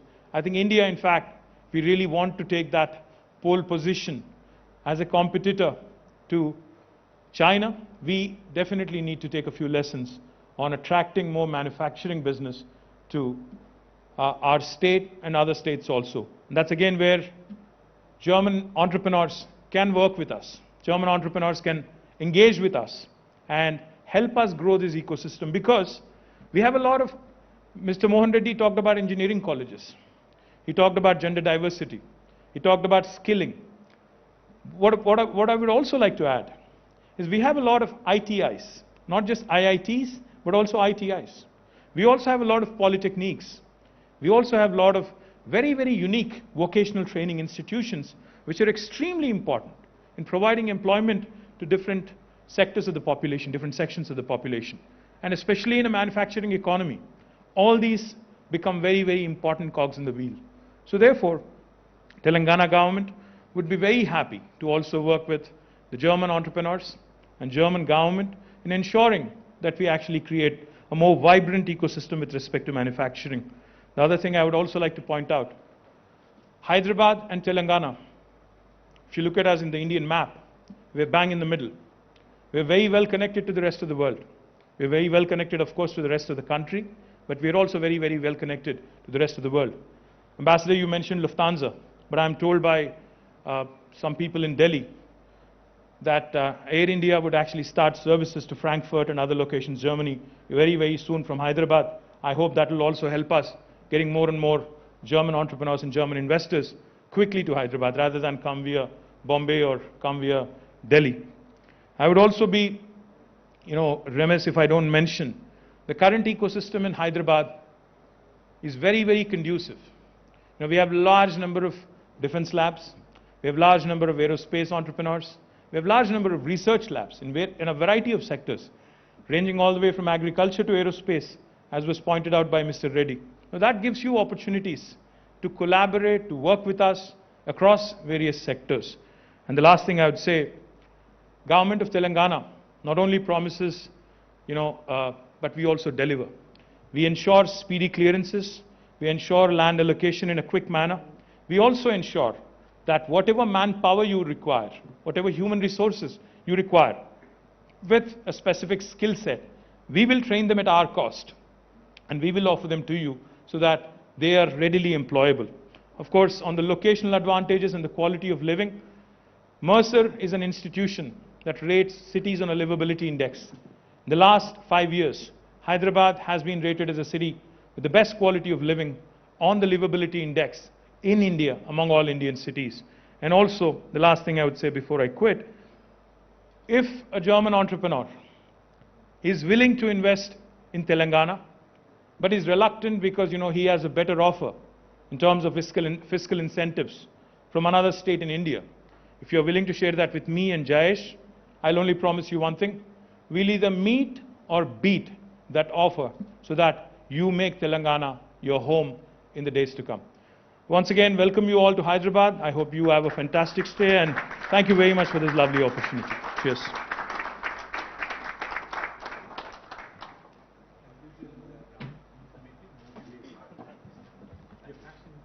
Thank you very much, sir, for such a wonderful reassurance. I would now like to open the floor for Q&A.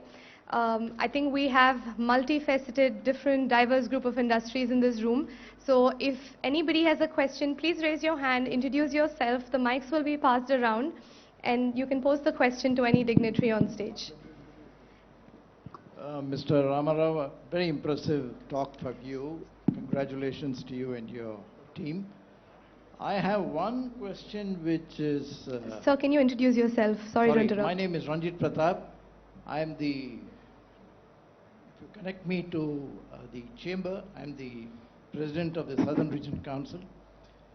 And I'm an entrepreneur on my own. I have many German joint ventures. And I come from the state of Chennai, Tamil Nadu in Chennai. Many industries we have started. And one thing is that in many states, they give us clearances very fast, as you rightly said. But then we encounter the hurdles, like you said, after the single window. And one of the main hurdles we encounter is the pollution control. How effective is this in your state?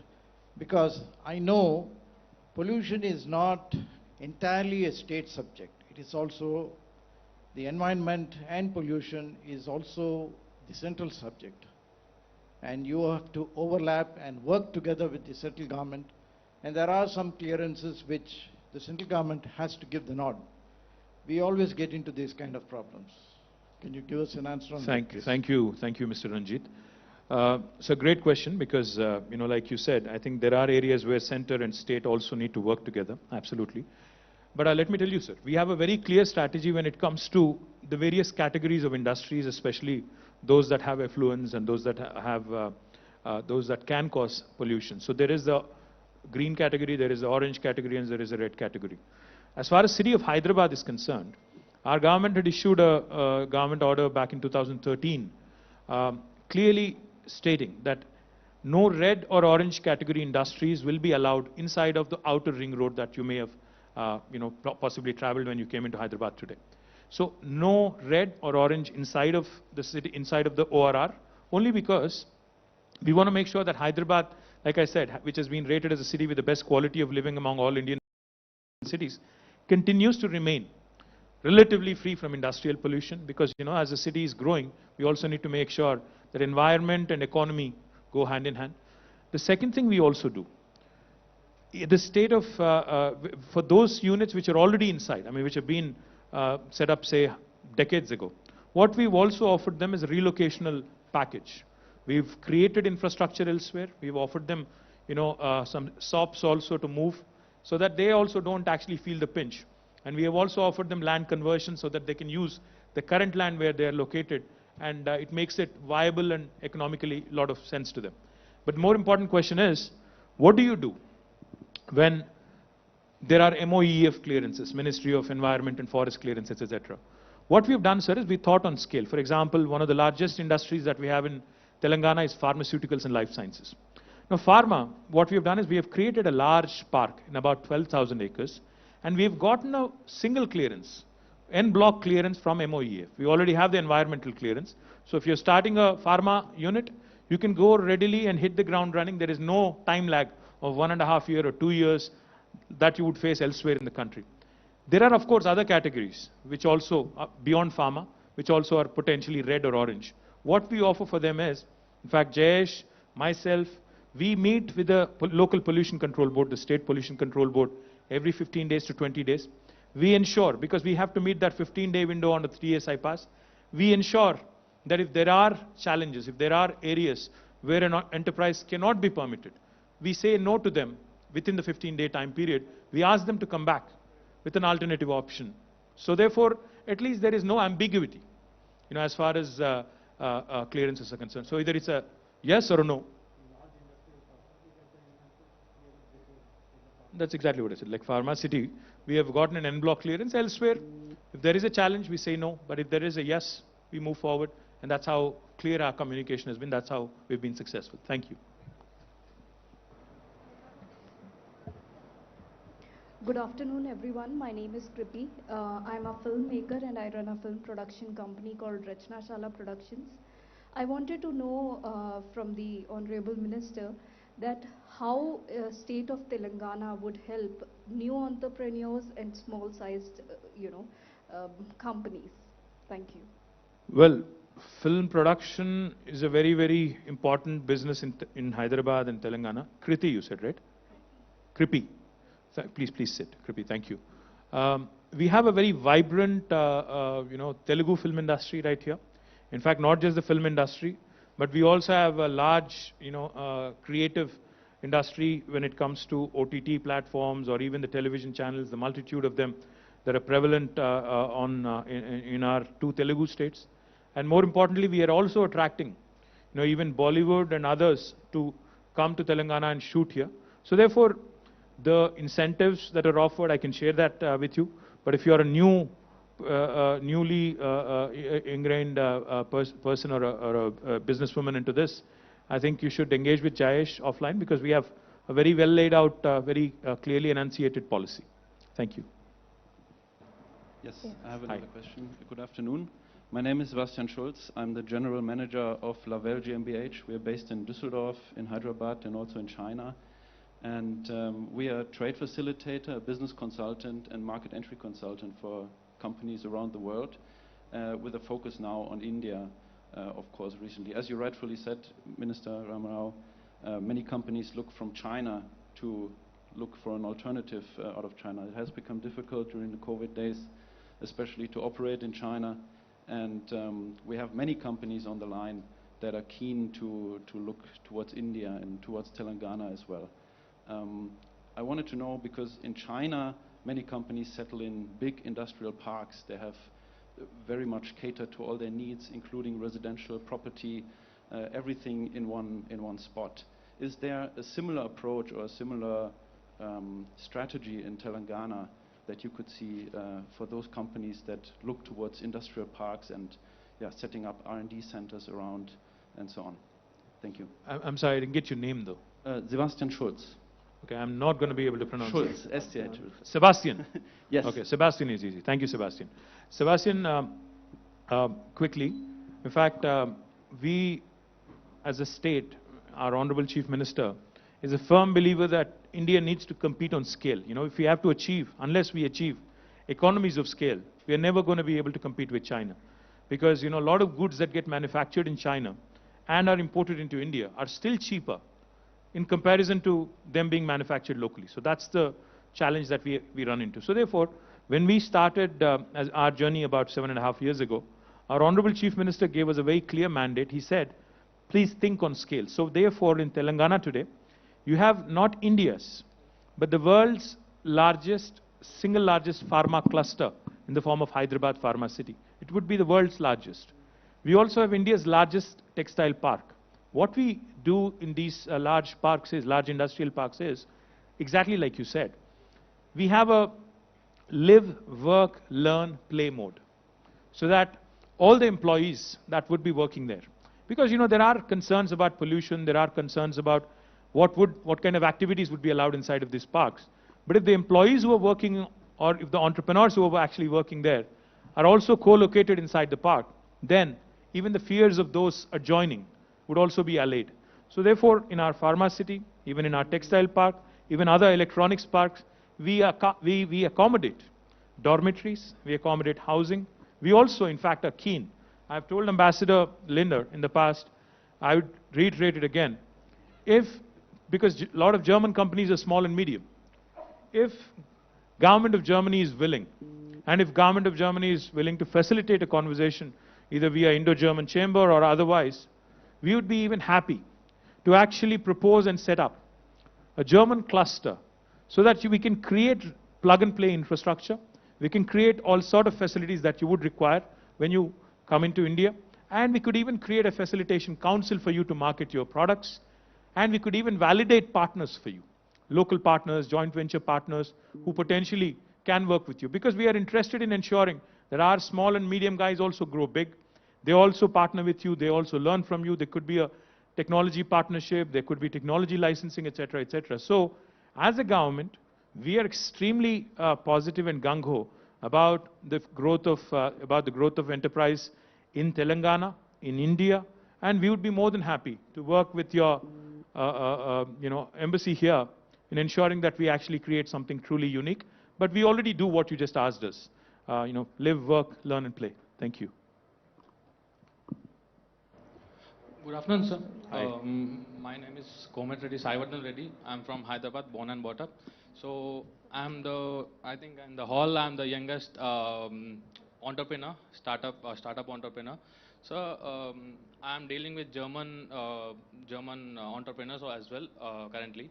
So my request from you is to how we are going to motivate Hyderabadis and how especially Telangana guys to cope up with German companies, and how are we going to give them confidence that we are going to provide lot of future scope with them and things like that. So can you help can you motivate guys like my age guys that we are going to really cope up very widely, and there is lot of scope in the Indo-German relationship. So can you please tell us something about it? Thank you, Sai Vardhan. I think when a business decision is made, it's always not just based on bottom line. There are several other factors that go into it. The confidence a state, a local government, kind of provides you, so that you think long term, say 20 years, 25 years, like I said. So this is just the beginning. Like Ambassador said, he's visited many states. But I think Telangana is one of the few states in India, because if you look at our numbers, and those numbers speak for themselves, the last 7.5 years, what Telangana has been able to do is something truly amazing. Let me just quickly give you a few numbers why any overseas investor, German, French, English, should look at India and should look at Telangana more particularly. By population, if you look at us as a state, we are 2.5% of India. But in terms of our contribution to India's GDP, it's 5%. So 2.5% population literally is punching much above its weight and contributing 5% to India's GDP. If you look at per capita, when the state of Telangana was formed, our per capita was 1,13,000 rupees. Today, Telangana's per capita has risen to 2,37,000 rupees, more than doubled in 7 years, while India's national average is only 1,28,000. So we are much above India's national average. More importantly, we are 11th largest state in terms of geography and 12th largest in terms of population. But we are the 4th largest contributor to Indian economy. This is not me saying it. This is Government of India's Reserve Bank of India. In fact, in their recent handbook that they have released, they have clearly set it out. And the 3 states above us are geographically much bigger. Tamil Nadu, West Bengal, and Maharashtra. And the 4th one is us. So you can imagine how well Telangana has been progressing on so many fronts.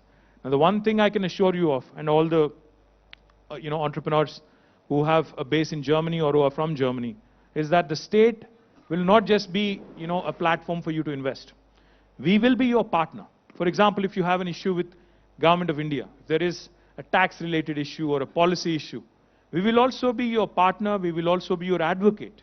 We will take up your cause, we will go to Government of India. We have done this in the past. Medical devices industry was having a problem. We reached out to Government of India.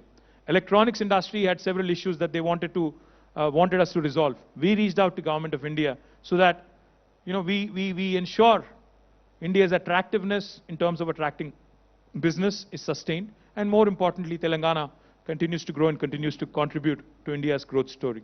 I hope I answered your question in some form. Thank you. Thank you. The gentleman next to Sebastian. Yes, I think you were trying to ask. Hi. Hello. Good afternoon, the elite gentleman sitting on the dais. I would rather address my question, or rather put my question to Mr. Jayesh Ranjan, sir. And it's one thing I have my colleague and partner in Germany.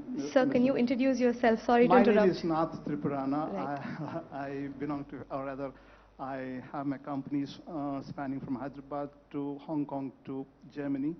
And though I belong to the state very much, I've been overseas quite a few years now since.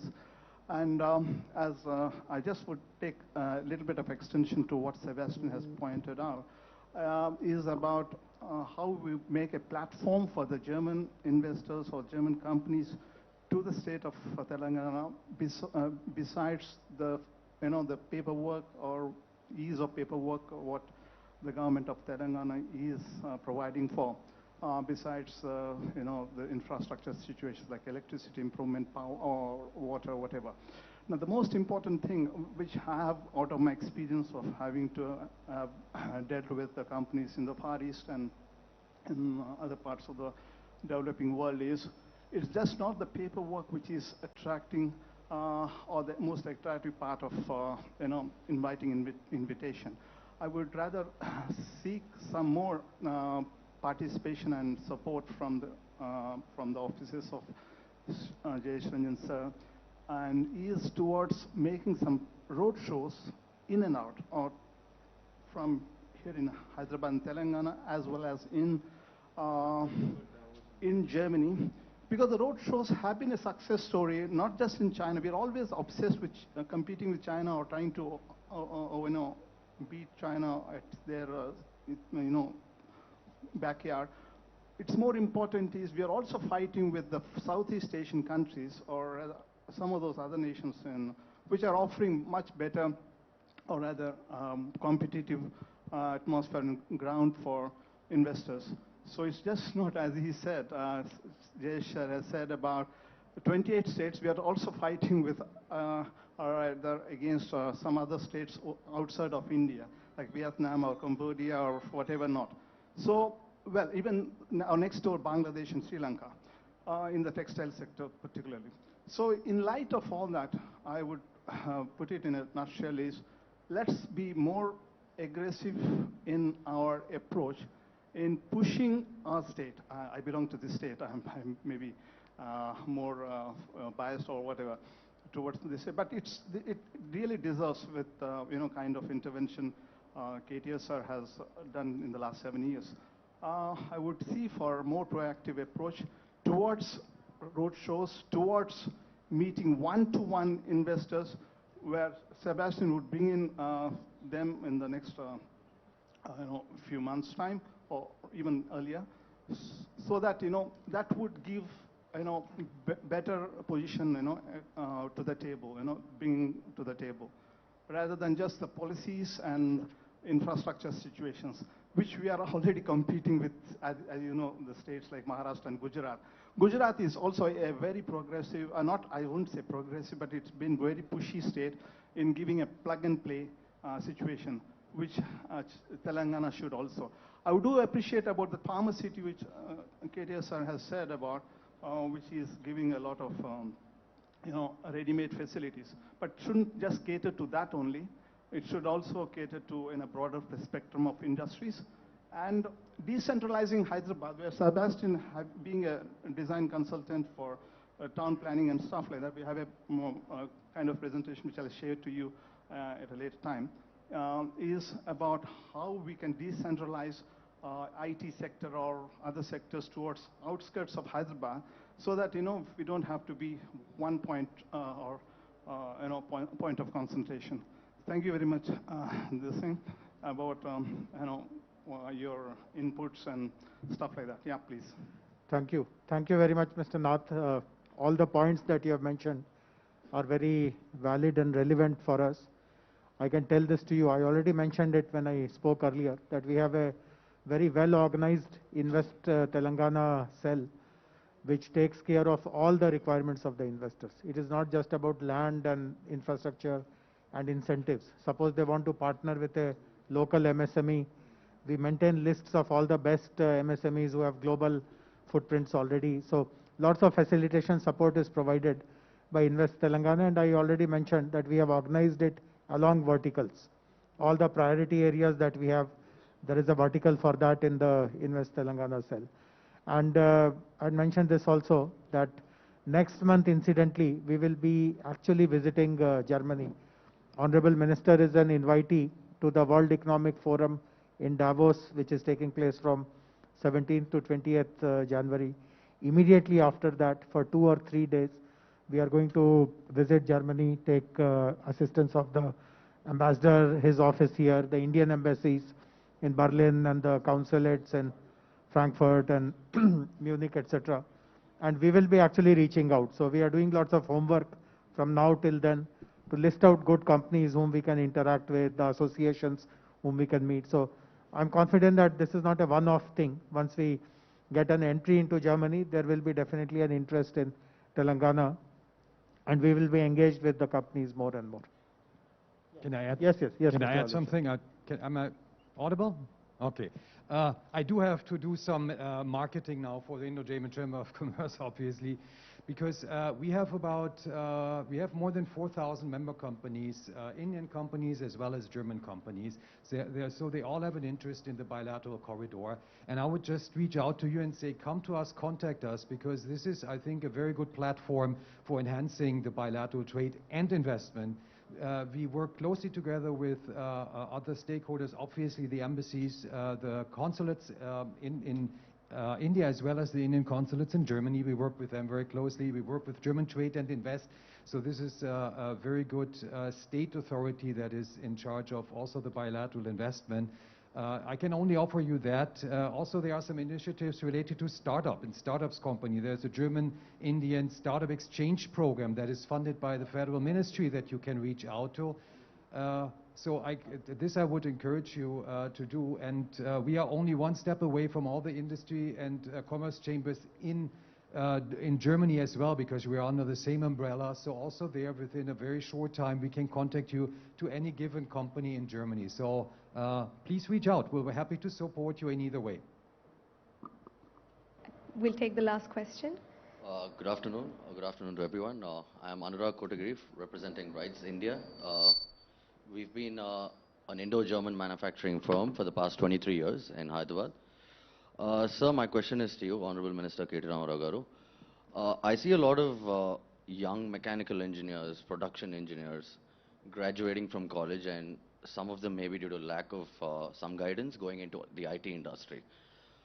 Can the government have some sort of initiative, like you spoke about apprenticeship and how they follow it in Germany, where we can have an exchange program for the engineering colleges here? I personally would like to see a lot more mechanical engineers or people into production, into manufacturing industry come in. But I think some of them are, due to lack of guidance, they're pursuing the easiest way, which is the IT industry. So if something can be done from the government side to promote more young people to join us, to join the manufacturing industry, to become entrepreneurs and set up new industries. Anurag, you said, right? Yeah, Anurag, thank you. Thank you, Anurag. Great question. In fact, it has been a trend, if you think about it, since you're a Hyderabadi and since you're from this part of the country, you know it for a fact that, starting late 90s, the entire Y2K and what happened with IT, coming in a big way, it has become an extremely important and a very attractive sector for our youngsters. What has happened as a result is anybody who actually graduated out of any college, irrespective of what trade or what branch they graduated out of, they eventually moved to IT. So you could have been a mechanical engineer, you could have been a civil engineer, you could have been an engineer who's specialized in electrical communications, etc. Eventually, all of them ended up, in the last couple of decades at least, many of them, I wouldn't say all of them, but majority of them have ended up in IT sector. I think that can be attributed primarily to two things. One, of course, the attractiveness of the sector in terms of the opportunities it offers, the lateral movement it offers, the ability for you to travel across the world. I think that's one. And secondly, I think also the lack of opportunities in their own respective fields, which are not as attractive, say, compared to IT. So if you think about it for a minute, a lot of mechanical and automobile engineers in the state of Telangana who are graduating every year, there are opportunities for them. So, we have Mahindra's manufacturing more than 150,000 tractors every year. We have several other auto component manufacturers, such as yourselves also, who are based very much here in the state of Telangana. Now we have I think it's a blossoming electric vehicle industry, which is also going to shape up rather well. We are already, we have commitments from about 4 different electric vehicle manufacturers to set up their factories here. And we also have several others in the offing. So all of these, of course, will require strong pool of human resources. Now, one thing I'm a firm believer in is, of course, IT, like Mr. Mohan Reddy said, has become all pervasive. There is no field in the world now which does not have, IT's sort of, interference. Not interference, but in fact involvement, let me put it that way. Even vehicles, automobiles which used to be traditionally completely, non-IT, so to speak. Today, a car, electric vehicle is nothing but a computer on 4 wheels, essentially. So therefore, while we completely cannot obviate the influence of IT, I think creating a larger palette, creating a larger number of opportunities, for other sectors also to come in would be of great help. We take your point about bringing in an apprenticeship model so that, the youth are also, the students are also exposed to industrial manufacturing, etc., so that, they possibly can, take interest and start joining in. But I think it's going to be a challenge. Honestly, it's going to be a challenge because IT is so attractive and IT is so welcoming, so that it will continue to remain a challenge, not just for our government, but I think every government in the world. Thank you. All right. Thank you very much. I think with this we have come to the conclusion of the summit. My most sincere thanks on behalf of Government of Telangana and the Industries Ministry. I would like to pass on some information. We do have lunch outside, and at 2:15 p.m. all the buses will be at the lobby in order to go to the scheduled sites. And also we will be returning in the same buses at, let's say, 5:15 or so in the afternoon or evening. And just make sure that you finish your lunch and gather in the lobby in order to get to your scheduled site visits. Thank you very much once again, and please also note that we're all available outside. If any of you want to have any one-on-one interactions with our Principal Secretary or any other team member, then please feel free to come speak to us, exchange cards, and we're really open to having any conversation. So we're all around, and we'll see you outside. Thank you.